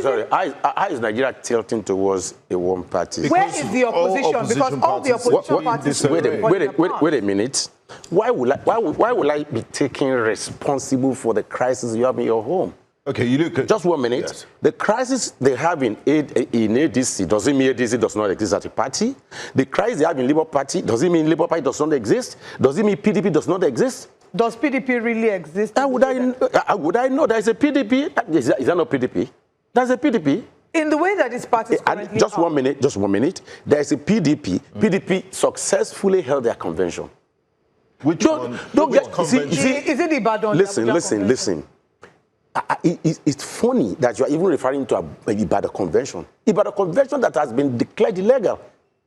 I don't know why we are showing sympathy for people who chose to behave illegally. Just 1 minute. Just 1 minute. No, because you as journalists too, you must not be seen. You understand? To be padding issues as if you are interested. There was a court ruling that Ibadan Convention must not go ahead. But what we've said just is 1 minute. Multiple court rulings. Just 1 minute. Just 1 minute now.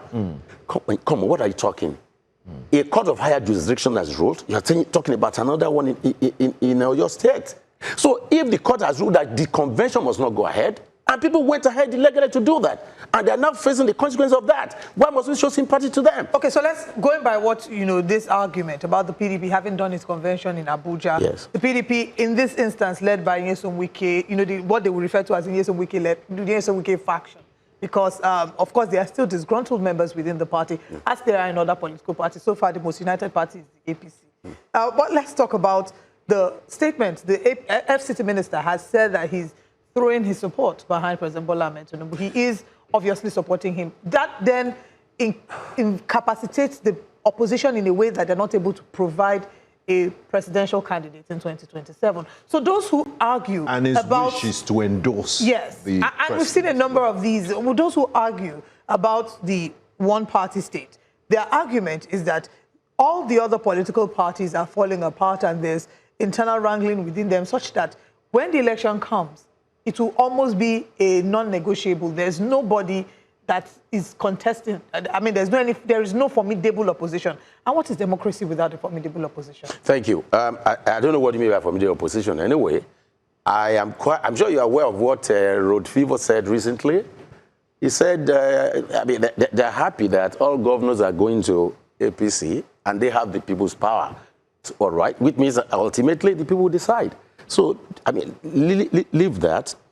Now, when you're talking about Wike's support for Asiwaju is not a secret. Even while it was in the PDP, I mean, let's take it back. PDP is the architect of his own misfortune. Maybe we should remind ourselves.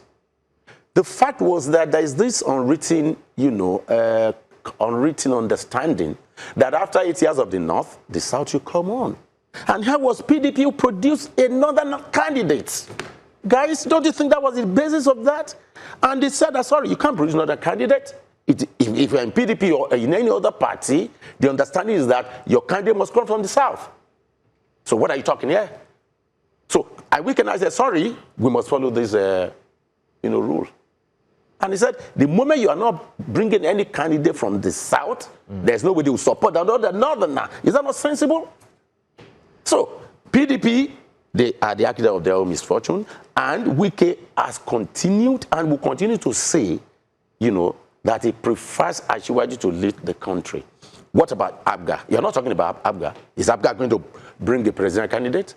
ABGA said they are not. So if they have said they are not, is it APC too that has gone to destroy the party? You tell us. No, I mean, Soludo himself said it, that he believes in Asiwaju, he believes in what he's doing, and he doesn't see any reason why they will have to upset that. So that's sensible. I mean, sensible of the guy. And when Soludo talks, anyway, somebody who's got the head is talking. Unlike, I mean, commentators who don't even have any idea of what they're talking about. So don't let us mourn for this so-called opposition. Let them organize themselves. For example, now, if the court rules in favor of ADC tomorrow, would this controversy be there? So the controversy in favor of ADC, how? If the court recognizes David Mark now, wouldn't they be celebrating? Would they not be talking about somebody trying to hijack them, somebody trying to disorganize them? Would they say that?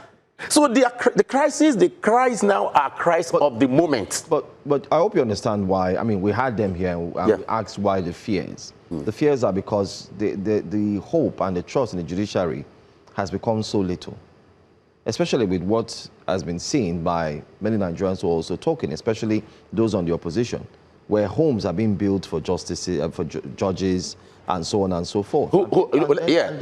Sorry. I had a discussion with people, somebody on that. Who provides accommodation for judges? Who? Is it their own money? It's the government. So there's no issue there.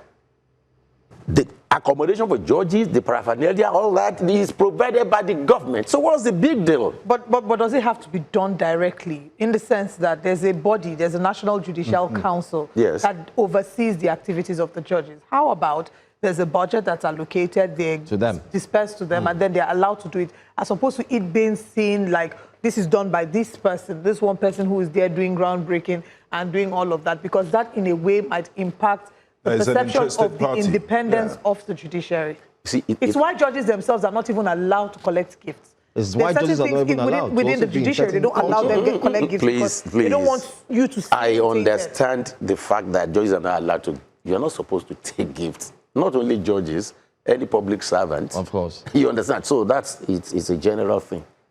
But when you're talking about providing accommodation for judges, it is the responsibility of the government. I don't know how they operate their own budget, you understand? Because even at the local government level, you're talking about independence of, financial and all that. I don't know those details. But whichever way, it is the government that provides. Whether the judiciary uses the money allocated to them to build it, or the executive builds it, it is government property. But we also saw judges going to ask for lands as well. I don't know about that. Yes, I mean, the footage is online. If a judge is going to ask to the FCT minister and say, please, give us a land. We also need land. If a judge... The point is... if a judge does that, one, there is a judicial council that needs to investigate that, all right, and come up with a conclusion as to whether that has breached the code of practice or ethics of practice or not. It's not for us here to assume that that's the basis of that. But do you see the fear of a cross-section of Nigerians and the opposition in that single act, which might seem like, oh, it's an act of kindness, in quotes, federal government has to provide accommodation. But if it's coming from someone who has clearly declared his interest to support the current administration, regardless of whether his party does not present any presidential candidate, and the person is saying, listen, this is what I'm going to do, and all of this, it's about the body language, the rhetorics, and what Nigerians are seeing. Hence, this is how they feel. Thank you. The APC doesn't care whether they feel this way. All that matters is you see, when you talk about Nigerians, I don't know what percentage of Nigerians you are referring to now, but it's not every Nigerian that sees things from the same prism. No. That you are a sympathizer of any political party will not stop you from performing your governmental role. Why are you mixing it up? Okay. Now, Mr. Bash, we're a few months to, still have some months to 2027, and it's obvious that the leader of your party is seeking re-election. Looking at the current state of things in Nigeria, economy, security, infrastructure, the cost of living, do you honestly think that Nigerians would re-elect President Bola Ahmed Tinubu? Anyway, I don't. Why do you chuckle? No. I don't see why they won't re-elect him. I don't see why. Well, you see. Listen now. Listen. This issue has been there. The cost of living. Recently, when the cost of fuel went up, I saw journalists, I saw a personality accusing Tinubu, blaming him for what we all know that the war in Iran is responsible for. So comments for me, it depends on who is making the comment. You're right. Fine, things are not at its best. All right, but you won't tell us that there are no gains either way. We have all the time. Huh? Share the gains from your perspective. From my perspective? And the positives, yes. There are infrastructure development, isn't it? Listen, whether we like it or not, there are gains. How those gains now impact is another question, and whoever is talking about that. Okay, we would like to know the gains. For example, now, look at the issue of infrastructure. The Calabar Highway you're talking about, it's just an analysis. If you're traveling from here to Calabar or to wherever, on that road now, compared to when the road was not there, does it save you time? Does it save you cost? The construction is still in Borno State as we speak. No, it's not. No. 700-kilometer highway. The president commissioned less than 40 kilometers. Don't say it's in Borno State alone. That's unprecedented. Many people find that ridiculous. What do you mean by ridiculous? You commission a project that's more than 80% incomplete. Yeah. I mean, that's debatable. I mean, that's debatable. Because I remember there was... Which part of it? No, the fact that it's 80% completed. It's not even up to 80%. It's less than 95% completed. Even if you call it 98, the question is this: you can't start a project today and complete the same day. But I can tell you that claim you are making can never be correct. All right. Because I know that this project is not even at a stretch. You have this project starting at key points to link up, so that cannot be correct. All right. Yeah. You talk about your party not being one that has gone out of its way to set landmines for other parties. Some Nigerians have made reference to the fact that there are governors that have moved to your parties, and in fact, majority of the governors, I think 31 or 32 governors, I believe, and now with the All Progressives Congress. Recently, the governor of Bauchi State announced that he had resigned from his party, and there was potential of him moving to the ADC, and all of a sudden, we had news of APC running to woo him to join the party.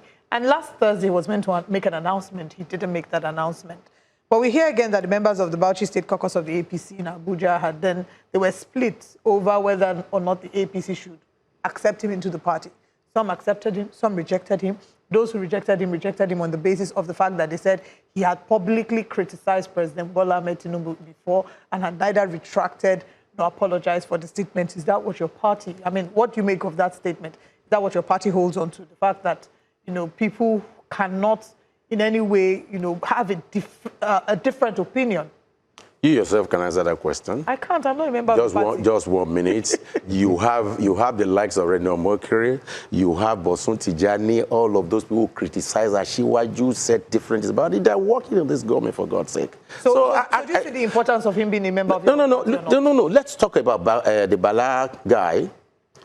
The Bala guy is the chairman of PDP Governors Forum. And that party is almost collapsing on its head. In fact, majority of the governors in that forum have already moved on. That tells on the leadership of the forum himself, which is Bala Mohammed. And Bala Mohammed, if you have studied him with due respect, you can't pin Bala Mohammed to any particular issue.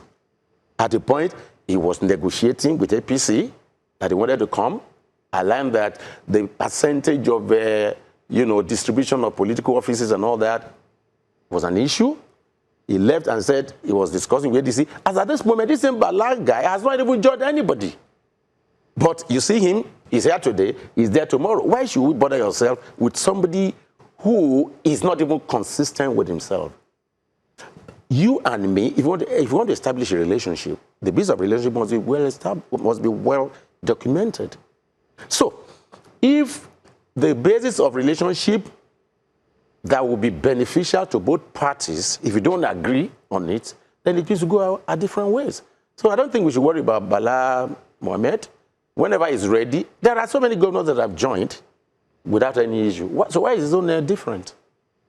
So let him organize himself and let him get himself together. It's interesting that you just said in your analysis on your response to this question that, you talked about the PDP and you said that the party is almost on its own head, and right? You agree with that? There's crisis there. Yeah. So, and when we were talking about opposition falling apart and formidable opposition, you did say that the PDP is an opposition. What I'm saying is, don't even call them formidable. Who is formidable? Look at ADC now. You see the article. You see Amici, who never won in his ward. Aregbe is there, yes. And you are talking about these people are formidable. Formidable in what sense? I mean, if they're not formidable, then... They're not formidable. Why are there accusations that the APC... They are not formidable. Yeah. They are known politicians. Okay? They are known politicians. But it also took... But what made the APC what the APC is? It also took formidable personalities from different parties to form the APC to make it what it was. Of course. Yeah, so that's look at today. Just look at today. When you say APC... Just 1 minute. When you talk about APC today, having about 30-something governors... 31 going 30. That's formidability.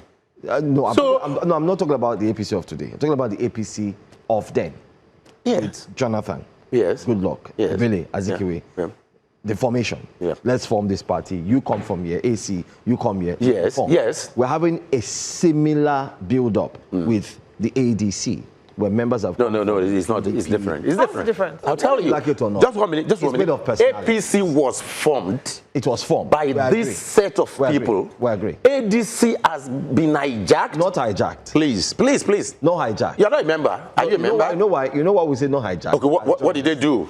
We saw proof of signatures signed by INEC. That's what? When they handed it over. Over what? In that signature, they welcome new members. So we also have to welcome in new members. Okay, fine. So we have to be careful, circumspect. No, don't worry. That's all right. Let me withdraw that word hijack. Yes, it was signed by INEC. To join a new party. Yes, that was. But APC was formed by this set of people you are talking about.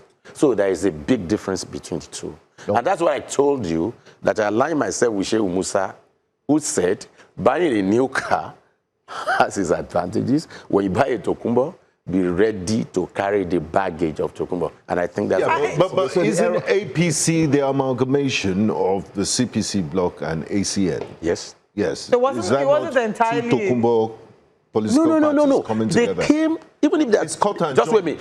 Even if they are Tokumbos, they formed a new car. They sold those Tokumbo cars and bought a new one, I get your point. Which is the APC. So in other words, if you were to advise the ADC members, yes, they should go... going to a party that was already formed, they should have created their own party. But the advice is late now because they're already in the all these leaders who you criticize, would you have shared the same position if they tried to join the APC?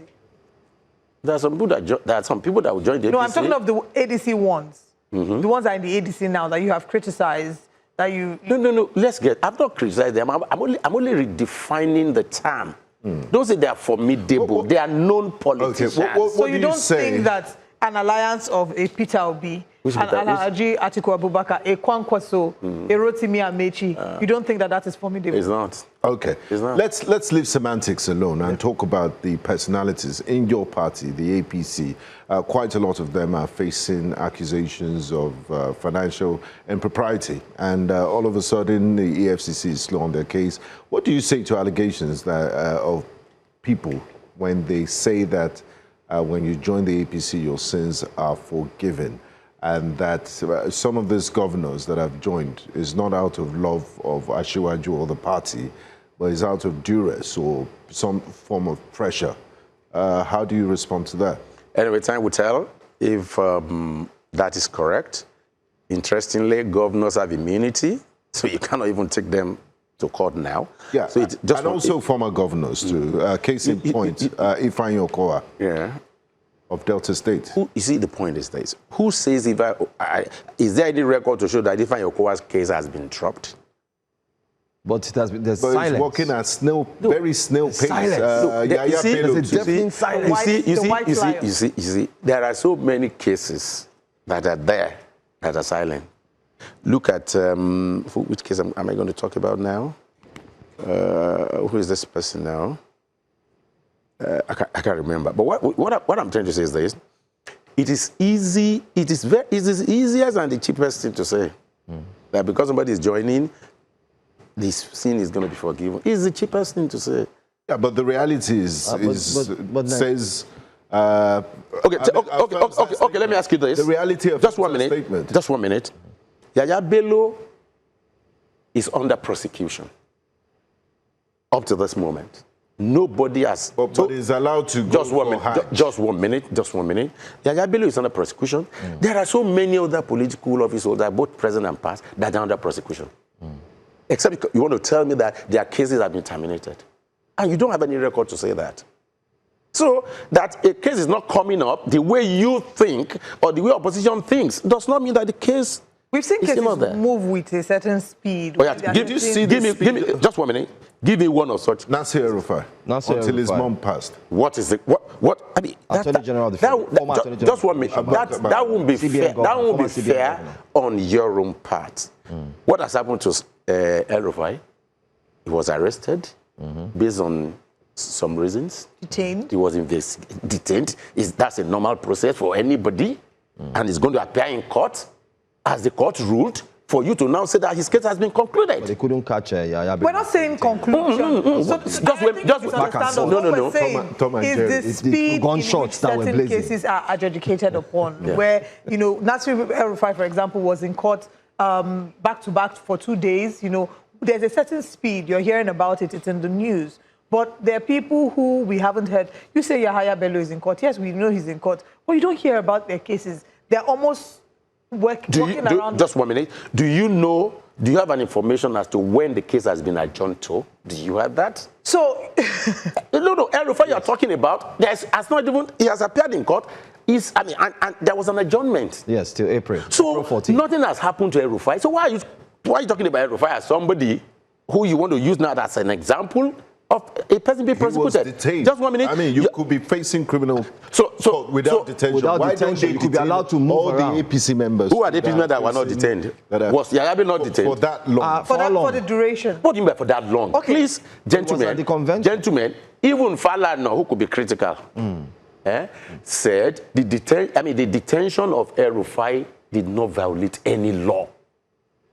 He made it clear that if you have a case, and the moment the court gives a ruling that your detention should be extended, what is the issue?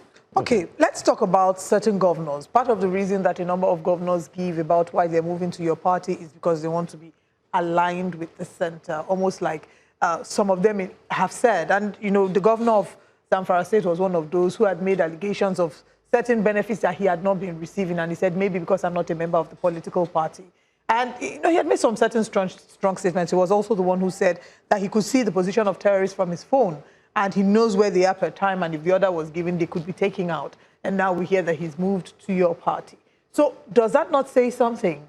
If there's a statement or a sense that there are certain benefits, and there have been allegations, behind the scenes of people who make claims about monetary inducement. So does that not reflect poorly on the way that the governance is being done and, how the party is being run? Now, for me, I think it's a realm of conjecture. And what do I mean? Look at where ADC went to. The people went to ADC, and they said yes, there was money inducement that people. I mean, did they just take over the party, just like that? No, we're not talking about taking over the party. What we're talking about is now, feeling the need don't worry. to move into the party because listen, you feel that you will be deprived of certain benefits. Let me say this to you. If a governor makes a claim, he has his reasons for making such a claim. Do you get that? And he has responsibility for whatever claim he makes.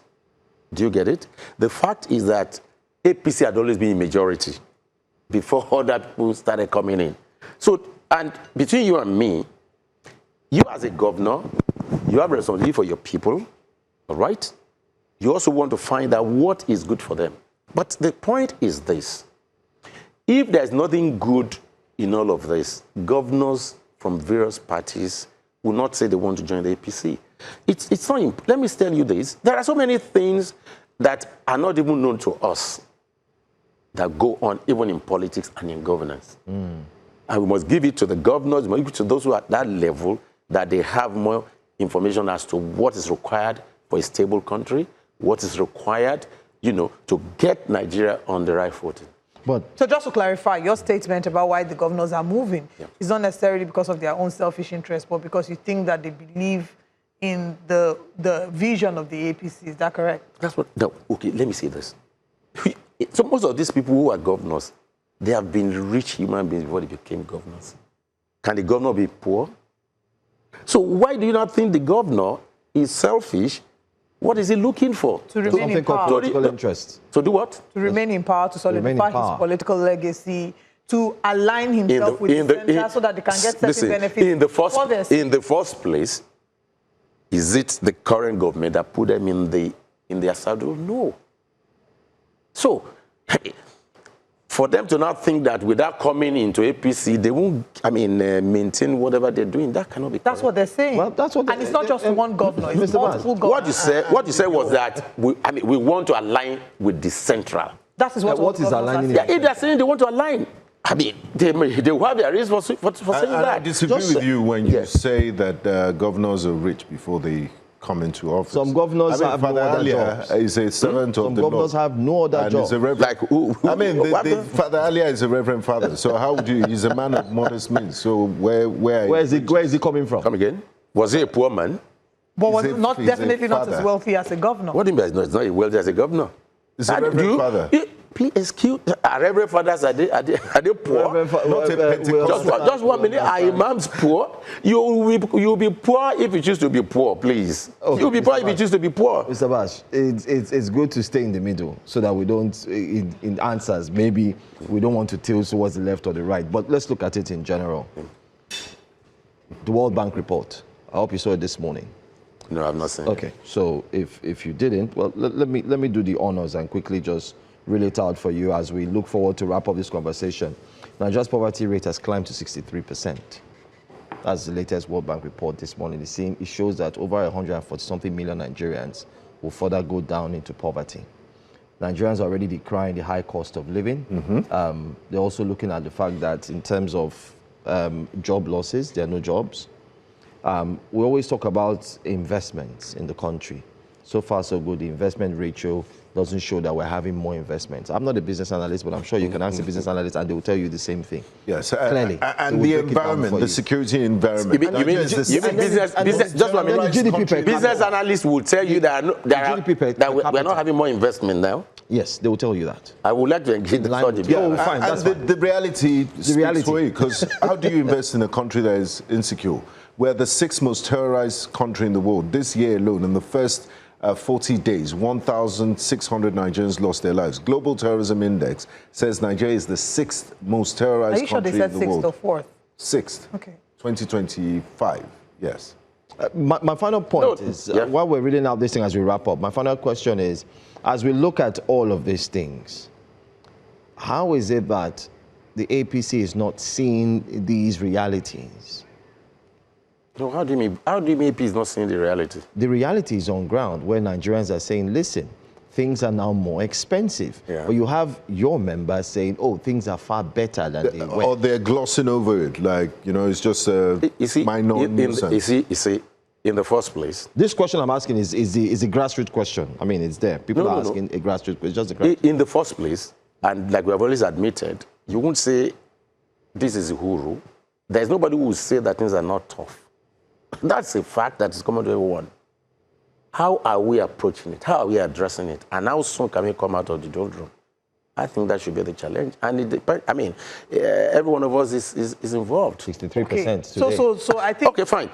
If it is 63%, all right, what should we now do? Have you seen how they are selling yam now in the market? Come again? Have you been to the market recently, sir? Have you seen how they are selling yam, tuber of yam now? No, I've not. It's being cut into pieces. It's now sold. You can pick 500 naira inside nylon and they tie it for you. Yeah. Well, now it's sachetized economy.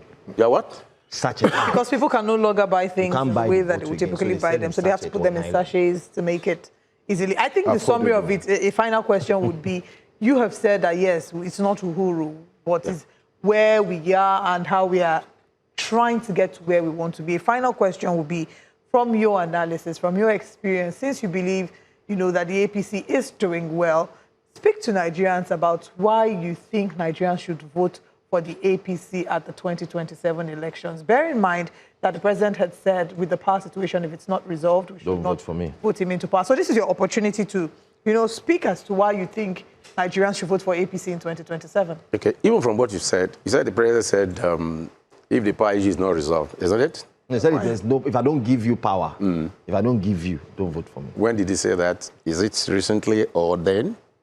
As soon as not recently. Oh, not recently. No, so I know what you are talking about. Yes. All right? Yes. We still have some time. Really? Less than a year. We do, just 1 minute. 8 months ago. You see, the challenges we are facing, or the country is facing, they are critical challenges. I mean, we can't run away from that. You know, of years of decadence. And getting out of it is not automatic. You will say the government is not making effort. Okay, look at the issue of grid collapse. There are records to show that grid collapse have been through sabotage.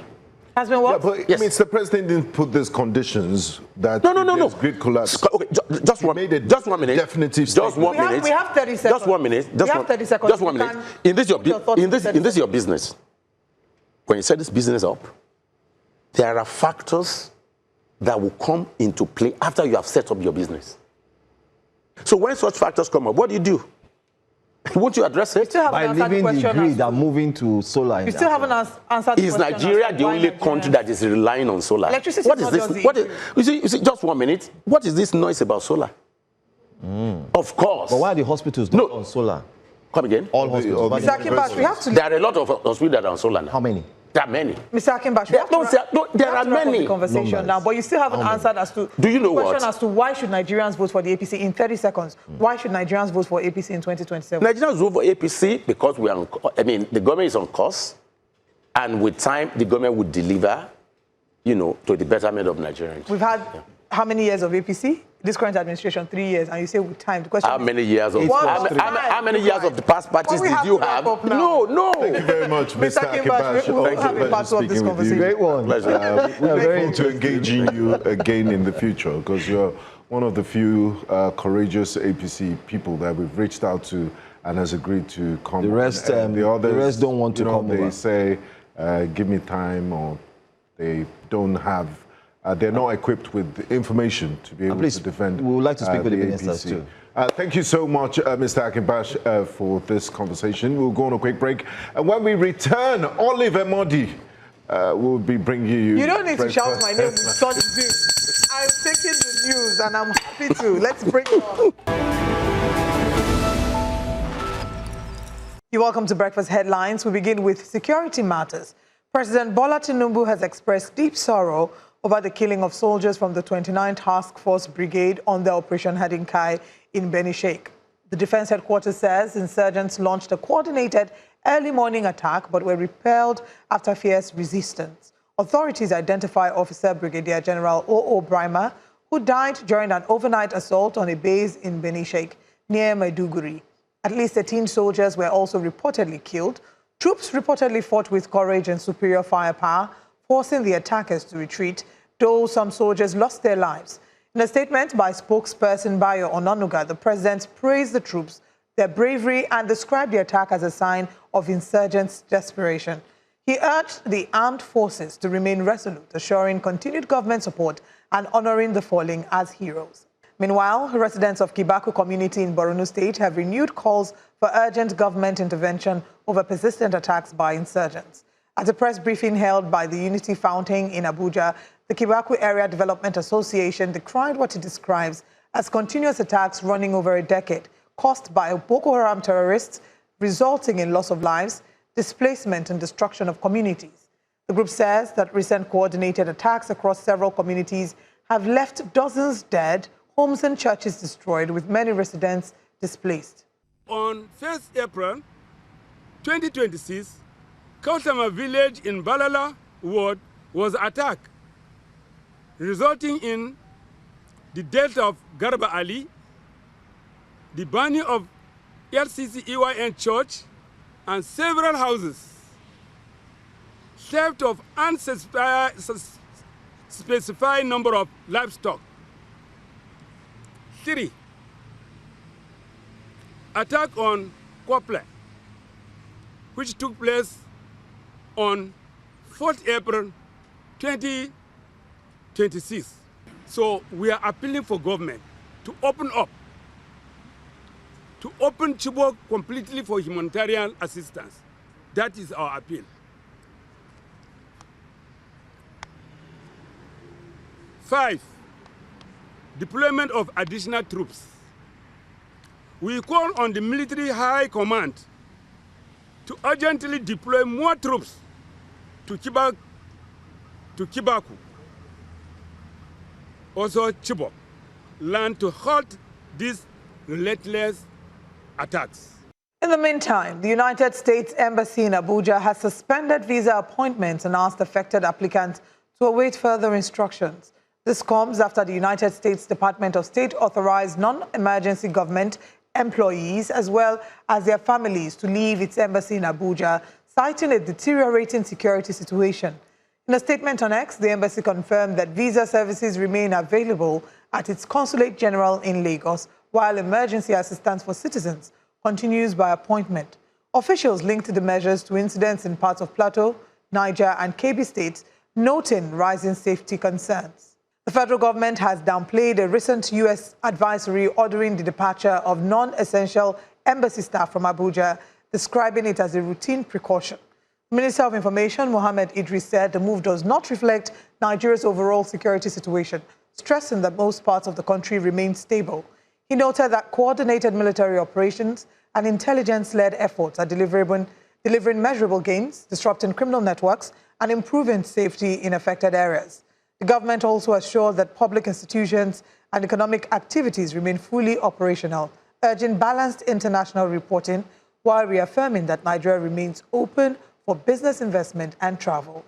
And on to politics. The African Democratic Congress faction, led by David Mark, has approached the Federal High Court in Abuja over its leadership dispute with the Independent National Electoral Commission. The party is asking the court to compel INEC to restore its National Working Committee on the Commission's portal after their names were removed on the 1st of April. Those affected include Mark and Rauf Aregbesola. The case is before Justice Emeka Nwite with the ADC, also seeking an order to force INEC to monitor its congresses and convention. The party argues that the INEC misinterpreted a Court of Appeal ruling, which ordered parties to remain and maintain the status quo ante bellum, creating a leadership vacuum. The court is also being urged to grant accelerated hearing due to the impact on the party's operations. And now to exciting news. News Central Television stole the spotlight at the awards night, delivering a standout performance at the prestigious industry event.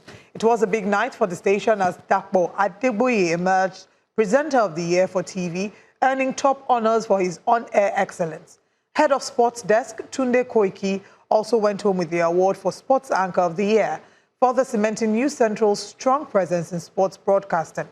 The station had gone into the night with 3 nominations and made a strong impression at the ceremony, which held at the NAF Conference Center, drawing top broadcasters and industry stakeholders from across the country. The next set of awards is for Best Television Station in Original Production in Business, Drama, and Sports for English language. And the nominees are National Stadium Surrey, News Central, Clash of Cultures, News Central, and Sports Cafe Wednesday, Silverbird.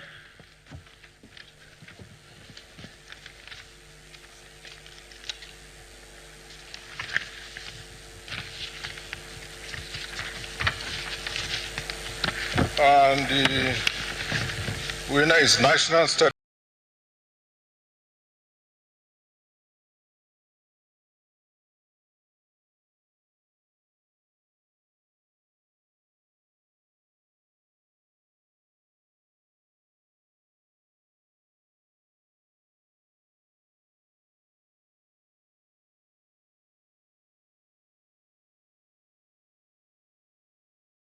And the next category is Presenter of the Year, TV. The nominees are Dakwa Adegboye, News Central, Elizabeth Agbai, NTA, Blessings Mosugo, News Central.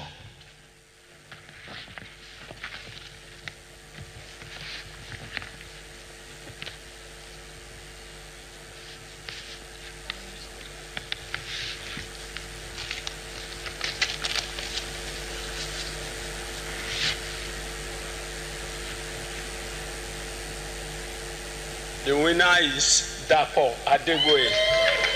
Please put your hands together for Dakwa Adegboye, News Central, Presenter of the Year Television.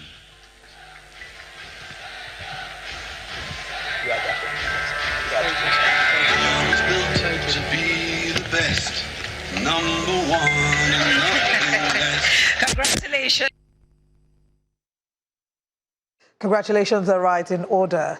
And now to the Middle East. The Iranian President Masoud Pezeshkian says ongoing Israeli strikes on Lebanon violate a ceasefire agreement reached with the United States. He warns that continued actions could undermine ongoing diplomatic engagement. Officials say the ceasefire agreed earlier this week is based on a framework proposed by Iran to reduce hostilities. However, the United States and Israel maintain that the arrangement applies only to direct engagements involving the 3 parties. Iranian authorities indicate that Lebanon is included within the scope of the agreement, citing remarks by senior parliamentary leadership. Meanwhile, President Trump confirmed that he had told Israeli Prime Minister Benjamin Netanyahu to scale back on a barrage of strikes Israel is conducting in Lebanon, as that operation stands to threaten a fragile ceasefire between the U.S. and Iran. And that's all at this hour. Thank you very much for joining us for Breakfast Headlines. Breakfast Central now continues. But remember that you can send in your eyewitness reports to our WhatsApp numbers. Follow us on all social media platforms. We are at News Central TV, and you can watch us live on DSTV channel 422, GoTV channel 23, StarTimes channel 274, AVO TV, and YouTube. Many thanks for watching. I am Olive Emodi. Breakfast Central continues right after that.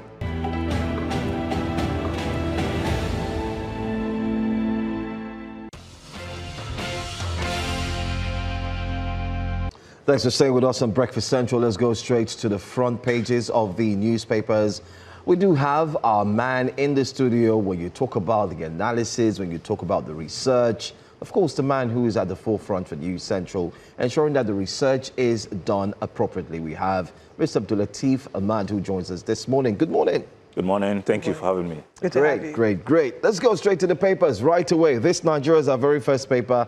And just to mention, the phone lines are opened. If you want to have your last participation or call on a Friday, feel free to dial the numbers and join us. It's not their last participation. I mean, for Breakfast Central. I'm just being dramatic, sorry. The last for the week. Okay, let's go straight to the story.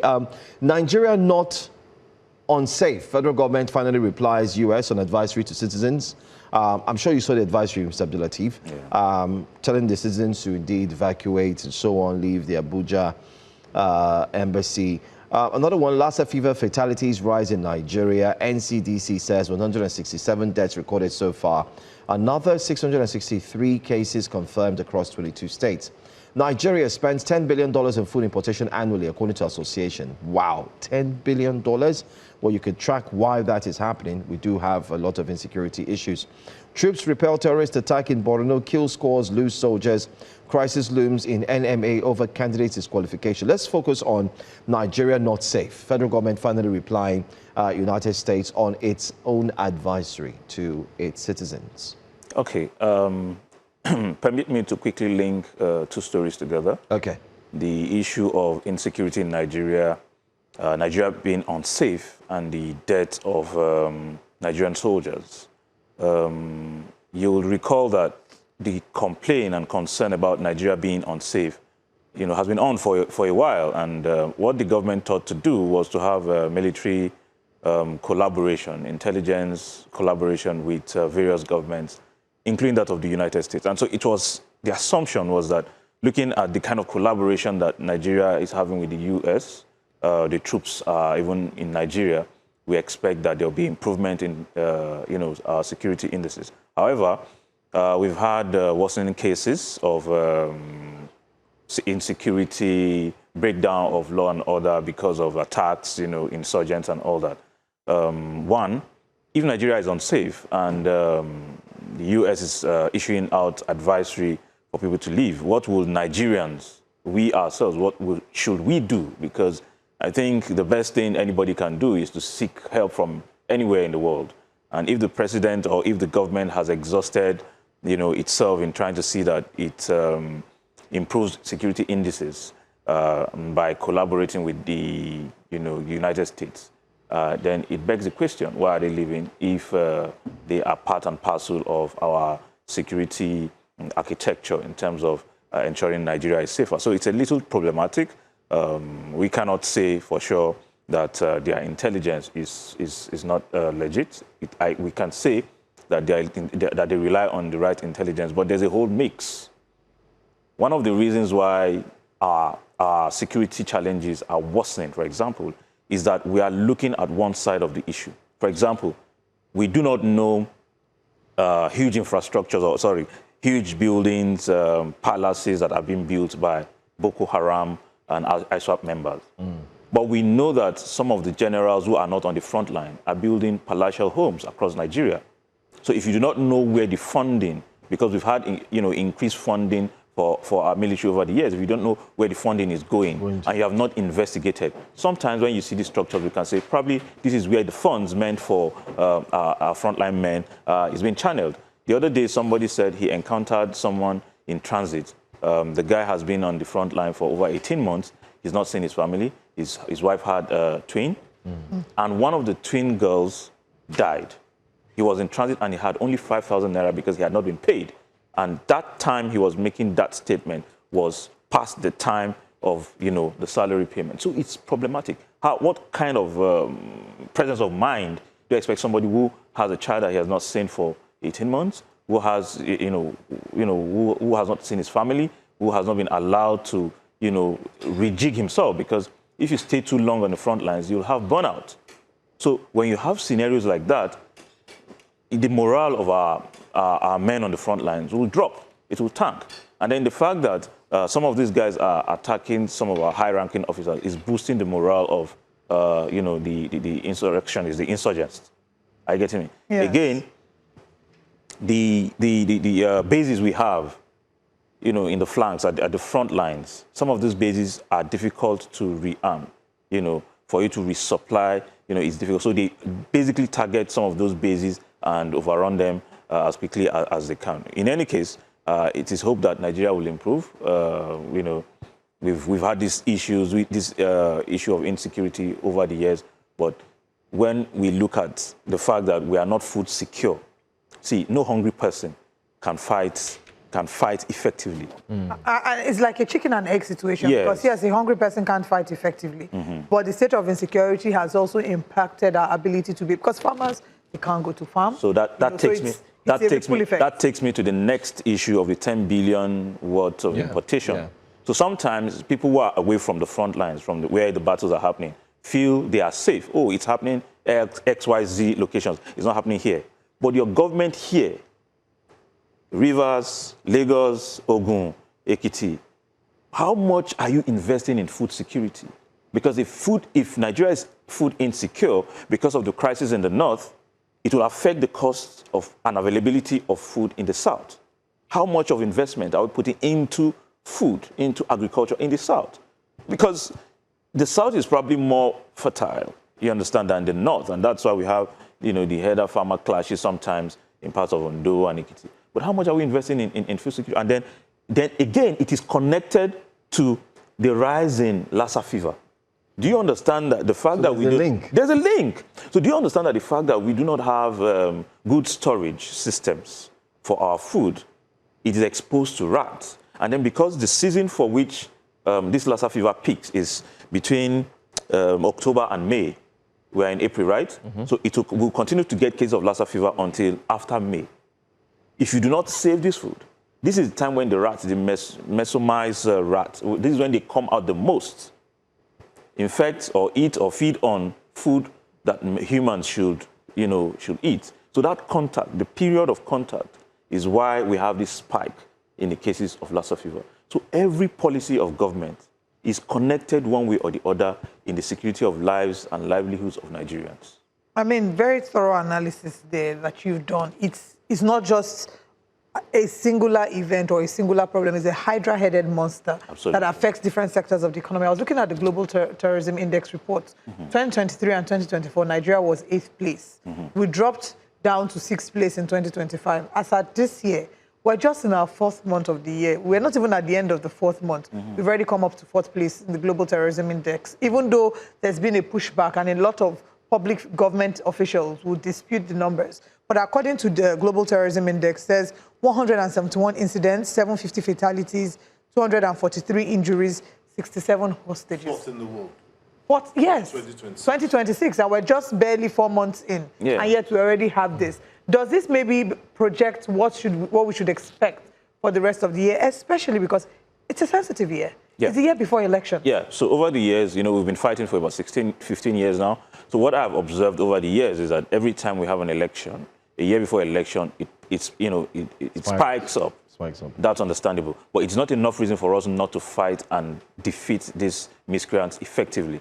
But what we may not have seen, we had the president of Chad visit Nigeria, I think on the 1st or 2nd of April. Chad borders Libya. Chad borders Nigeria. And the former president of Chad was killed by insurgents who were trying to, overthrow the country. So when people say that war is going on in the Middle East, Nigerians are talking so much about the Middle East and blah, blah, blah, anywhere there is a pressure point, it spills to another point. If you block oil or crude oil elsewhere, it will affect local consumption here. If you upset insecurity elsewhere, it will have a spillover into Africa. It will find its level. So when you upset security, indices in the Middle East, it spills into North Africa where they are mostly Arabs, some French-speaking, and then you have vast ungoverned territories. Ungoverned territories. So you have open lands between Libya and Nigeria, and then you have a country that is spilled between several warlords and all that, and access to arms, small-scale arms, are getting into Chad and then getting into North Africa. The problem is that the insurgents have altered their tactics a little. You have the Boko Haram Jazz group, and then you have the ISWAP. Now, sometimes they switch. ISWAP will attack military bases, military formations, and then Boko Haram will attack civilians, take taxis, kidnap people, use them as shield. After some time, they switch again. Now, the problem is that who gives these guys intelligence about our military movement? Who gives them information about our deployments? Who gives them information about how armed we are? Because if we do not know who gives them this information, we may just be touching the surface. The other day, the chief of army staff was saying Boko Haram, repentant Boko Haram members were our brothers. Nigeria is freaking 200 million. If we have, in my estimation, I do not think we have up to 200,000 Boko Haram members. We honestly don't need them, repentant or not repentant. Simply bin them anywhere you can bin them. Set them against the mouth of justice, grind them to smithereens. We don't need to see them anywhere. Because for you to have killed in the name of whatever you believe in, and then you are seeking for forgiveness, okay, given that you're forgiven, how useful will you be to the society? What will you do to the sons and daughters of those who knew that you killed their parents? If you have given them amnesty or whatever, you've granted them, what do you do to people who are still grieving? Because somebody who is grieving for the death of his father today may join Boko Haram, in another 10 years because he feels justice has not been, so you have to. It has to be a holistic approach. In fact, if somebody is coming to tell that he's a repentant Boko Haram, the first thing I want to ask you is that how much information is he giving you about his team? Intelligence. That's. I get him. So you cannot just come and say you're surrendering your arms and all that, and then you're not telling me, the security information that I need to intercept and get your lieutenants. That's a good one. Let's look at The Guardian. The Guardian has this fantastic front page today. I call it fantastic because, trust me, it breaks it down. It kind of like coincides with some of the final set of questions we asked having with the APC guests. Yeah. Okay. Let's look at the Guardian newspaper there, the front page of the Guardian newspaper. How government squeezes masses to fund bureaucracy inefficiently. And while I'm taking this, I just want to also mention quickly that there's a video circulating online showing Governor Dapo Abiodun, who just bought 40 SUVs for Ogun Monarchs. Brand new SUVs. 40 brand new SUVs, okay? Juxtapose that with this information as well as you may, or as you wish. It says, how government squeezes masses to fund bureaucracy inefficiency. And also recall the convoy of the Controller General of Nigeria. That's another one. On the front page there, 185% cumulative increase in passport fees. Nigerians are not talking about that. They complained when the Minister of Interior. Then 186,000 surge in cargo tariffs. Okay, people who engage in import and export to tell you how much they are spending. You also have new $80 prepaid duty on US-bound parcels. This is new. I hope Nigerians are aware of it. There's a $80 prepaid duty on any US-bound parcel. So if you're used to sending parcels to your family or vice versa, name it, you're going to pay $80. It's new, in addition to the former one that was already there. Driver's license, cost revision. 3-year license, 15,000 naira. 5-year, 21,000 naira. In some quarters, you can check the listed, the other price is down there. Hike for NIN data correction. There's hike now, 74.87%. So if you were paying 16,340 naira for any correction you had to make, it has increased to 28,574. And need I mention this thing? I think we need to do a special investigation on this NIN correction. There were rumors that some of these errors were done knowingly, so that you will come back. To generate revenue. And I am a victim of that. I won't be surprised. I'm a victim. I ended up going back to pay. I was annoyed because I told them, listen, I am not a child. I heard the stories. I double-checked. I stood in front of you. I checked my name, checked my number. It was correct. You said, can I go? I said, yes, approved. Only for you to call me some weeks back and say there was an error in your middle name. I said, who made that error? You and I don't know my name. And I was told to pay a sum. I didn't even pay up to 20. I paid more than 28,000 naira. So there's a lot going on. But Abdul Latif, let's just look at that story. I was planning to go hiking this weekend with a group of friends, but I've cancelled that hiking because the government has already hiked on my behalf with all this hiking fees. So one of the things that I feel is very unfortunate about Nigeria at the moment is the narrowing space for civil liberties. People who do not challenge the government's action, and insist that the government does the right thing, make it easy for the government. See, let it be a given that the opposition is not as effective as it should be. if the government is not afraid of action, response, reaction by Nigerians, they will do as they deem fit. Nigerians should be able to challenge government and say, you see this thing, it is arbitrary and we are not going to accept it. You think it is just random. How do you go about increasing about everything, without concomitant improvement in the earnings of Nigerians? Because if you have to, hike all of this, then we have to say that either the quality of lives of Nigerians are better, or the earnings are better, or they're able to, make up for it. Yeah. If that is not the case, then why are you hiking it? Something has to give, because when you continue to push people this way, you expect that when people are pushed against the wall, they should be able to respond, react. But somehow, somebody said Nigerians even expect that you should push them into the wall. And it's ironic that it's the same president that said we should let the poor breathe. But with all those hikes, it doesn't look like they want the poor to breathe. In response to that, someone has just tweeted, at me, Boye Adeyinka on X, in response to the rating that you quoted, the World Bank rating of poverty. He said, World Bank rating of poverty lies within the microeconomic indices, which the current administration of President Bola Ahmed Tinubu is solving after scoring 100% in the macroeconomic factors, which every reasonable government will solve first before the microeconomic indices. The government has not scored 100%. So that's one. Yeah. The government has done well in macro, but it has not gotten 100%. But there's no I don't even agree that poverty rating is a microeconomic indicator. It's not. Because it's observed at global, national level. I believe that it falls within the macroeconomic indicators. What I can say is that Nigerians concentrate their expectation at the center. If we say, for example, that there has been improved subventions to states, the next question will be that how much improvement are we seeing at state level? Thank you. Because let me give you an example with the family setting. Yeah. Everybody looks at the father and say, it is my father that will do X and Y and Z for me. If there is improved monthly allowances to the mother, you should expect that she should do more. Kitchen should be filled up. I get me. But if that is not happening, if that is not happening and nobody is asking questions, the burden will go back to the father. Now, in terms of Nigeria, if you have improved funding for states, what is happening at state level? That's a big question that a lot of people are not answering. So yes, agreed that the government, has a lot of shortcomings in terms of its fight against poverty and all that. It is squeezing Nigeria on one side. It is saying it is improving macroeconomics. Fine. What are states doing? And in fact, when you give monies to states, and it does not translate into better lives for Nigerians. Do you ask questions? Do you find out why this is happening?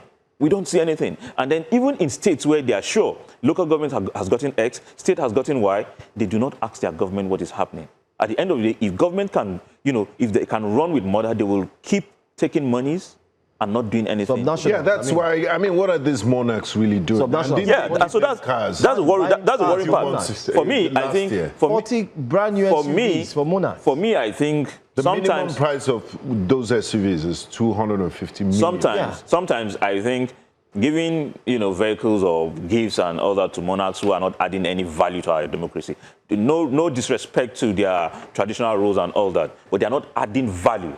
They do not challenge government policies that are bad. They do not tell government this is how the masses have been affected.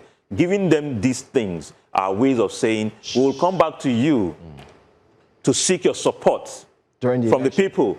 And make sure you better comply because we have rubbed your mouth. There's this proverb with small oil. So you cannot complain. Well, anyway, just to mention, as a conclusion to that particular story, to say that when we're talking about the poverty index, we're not just, there's a conversation about people personalize it as it reflects on their lives. Yeah. But the truth is, it being a macro conversation, even the World Bank has said it's macro, is also looking at the threshold, the number of our population that lives below the poverty line. And the numbers are not looking good. Let's still look at the front page of the papers. But just to mention, I don't know if we can take a few calls. I'll take comments on YouTube, actually. So if you have comments you'd like to make, please go and please call in if you can. But we're almost out of time. News Central TV Live on YouTube. Go there, drop a comment. Let's see how many call in, let's hear your macro and micro analysis. All right, still on the front page of the newspapers, I need to go to the Nigerian Tribune.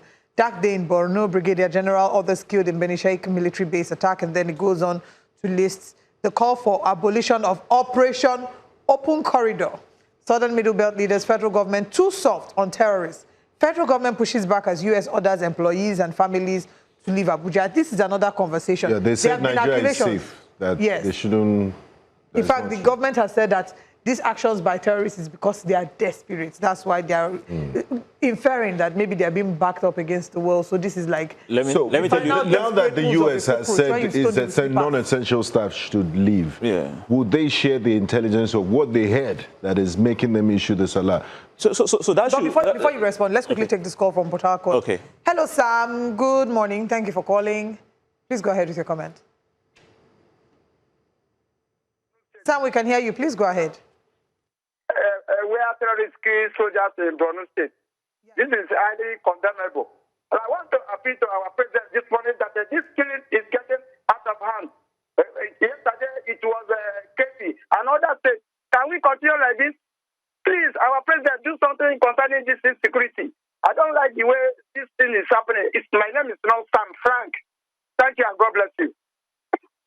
Calling and apologies for that error in your name. Yeah, it was one of the frank. And he was frank with his comment. Yeah, so one of the things affecting us in Nigeria right now is the disconnect between the initial strategy against insurgents in Nigeria and the Sahel as against what obtains now. Now that we have 3 countries out of ECOWAS, the counterinsurgency is not coordinated. So the attackers are able to use several strategies. For example, because they do not have a specific location, they can split into different groups, attack in Nigeria, run back to places in Chad, in Cameroon, and Niger. Even northern Benin Republic. Now. Yeah, and then re-attack, rearm, and then re-attack. So unlike how it used to be before that we have a coordination, now there's no coordination. And so that's why I was slightly, happy that, okay, I saw the president of Chad in Nigeria. I know it has to do with conversations around security. But what we also have is that there's battlefield tech, improved battlefield tech. Drones. Drones deployment by these miscreants. Where are they getting it from? So if we have the best military in the world collaborating with Nigeria to fight these guys, the United States, why shouldn't we have an idea of who is funding them? And if we get intercepting intelligence and dealing with them effectively. That's a good one. More importantly, when we find out who is funding them, will they be dealt with or will they be forgiven and deodorized? I need to quickly take the story because we're almost out of time. Top left corner of the Nigerian Tribune. Petrol price may hit 2,000 naira per litre. And I say TUC God forbid. Wants federal government to subsidize crude fast-track CNG infrastructure. Now, if you go right to The Guardian, again, you will see on the Guardian newspaper, NNPC, top left as well, NNPC, NUPRC, oil majors insist on 3 billion barrels per day target, seek lower production costs. There's still another story about, yes, and bottom left, reinstates petrol import licenses to avert inflation spike, World Bank urges Nigeria. Anyway, so if we World Bank working in the interest of Nigeria or not, if you reinstate import licenses, what have you made? You are making a mess of how much gain we've made so far, from Dangote. Because the moment you allow these guys to come into the system, it messes up the entire... But World Bank is arguing from an anti-monopolist It is not monopolistic. A lot of people are now looking to start refining in Nigeria, but it doesn't happen overnight. It takes time before you begin to refine. However, the licenses for refining has been issued long ago. People never used it because they had access to free, easy fuel because they were going to make more money by importing. So we need to be grounded, if not for the fact that we have Dangote operating in Nigeria at the moment. Only heaven knows how much we're going to be paying at the moment. There are countries that ration petrol at the moment because it doesn't go around, it's not available. So TUC's one in about 2,000 naira per litre. How are we going to get there knowing that there's it's a graveyard piece currently? Yeah, so I expect that, honestly, somehow government should be able to subsidize fuel at this moment because of the other countries are subsidizing. That is understandable. That should be only because of the war. But how long is this war between the U.S., Israel, and Iran going to? We don't know. They have access to Venezuelan oil. They can stretch this whole thing for another 2 years. So it's not sustainable. So it's a bit. So we must save for the rainy day. Subsidy, but subsidizing crude oil. Yes, which we manufacture. Yes, so that it's in naira. Yeah. But it should be more available to Dangote, because up till now we do not give Dangote more than 30% of this feedstock. So he still buys, a lot from the international market. In the international market. We need to put our own house in order, because, like you said, we don't know how long this ceasefire and this war between the U.S. and Iran will last, and we cannot put our lives on hold and put our hands in the hands of, these people. Yes. I think a final way to wrap things up quickly would be to take a few comments from YouTube, and I agree with you, Mokunye Chukwemeka, that God forbid petrol price hit 2,000 naira. God forbid. I'll just go to Abattoir and buy a horse. What are you doing in Abattoir? Is that not where they sell horse? No. What do horses eat? Grass. No. Which is easily available. It's available in the Abattoir. Oh, my God. It says government saying that these terrorists are desperate, should desperately end terrorism, stop beating about the bush. Mokunye Chukwemeka also says we'll continue to hold the center because they make the policies that affect everybody, e.g. the tax laws, etc. DJ says, how much gain from Dangote, he's asking, regarding the question about the conversation about import. And Pius Amako says, let the poor breathe, but they are cutting the nose. Oh, good morning. Oh. He goes on to say, congratulations to New Central. You all deserve it. They are now using masks to breathe, my brother. And thank you, Michael Obieku. He says, congratulations to New Central. Generally, you deserve it, and your best is yet to come. Kunduz for you, and Kunduz to you too. All our various guests. Thank you so much, Abdulatif. Thank you so much. Thank you for having me. Abdulatif, Kunduz. Kunduz to you too. Okay, this is the final broadcast for the week. We resume again next week with a brand new edition of Breakfast Central. I'll leave Benga the honors of ending with a dry joke. Yes, I'd like to wish our current director, Mayo Dave from Borno State, a happy birthday. Happy birthday, bro. His name is not Mayode, by the way. It's Mayo. Benga just decided. Why and day is the same. You will get to the same destination at the end of the day. That comes up next. We'll see you. The conversations continue, so please do not tune out. Take care and have a great weekend.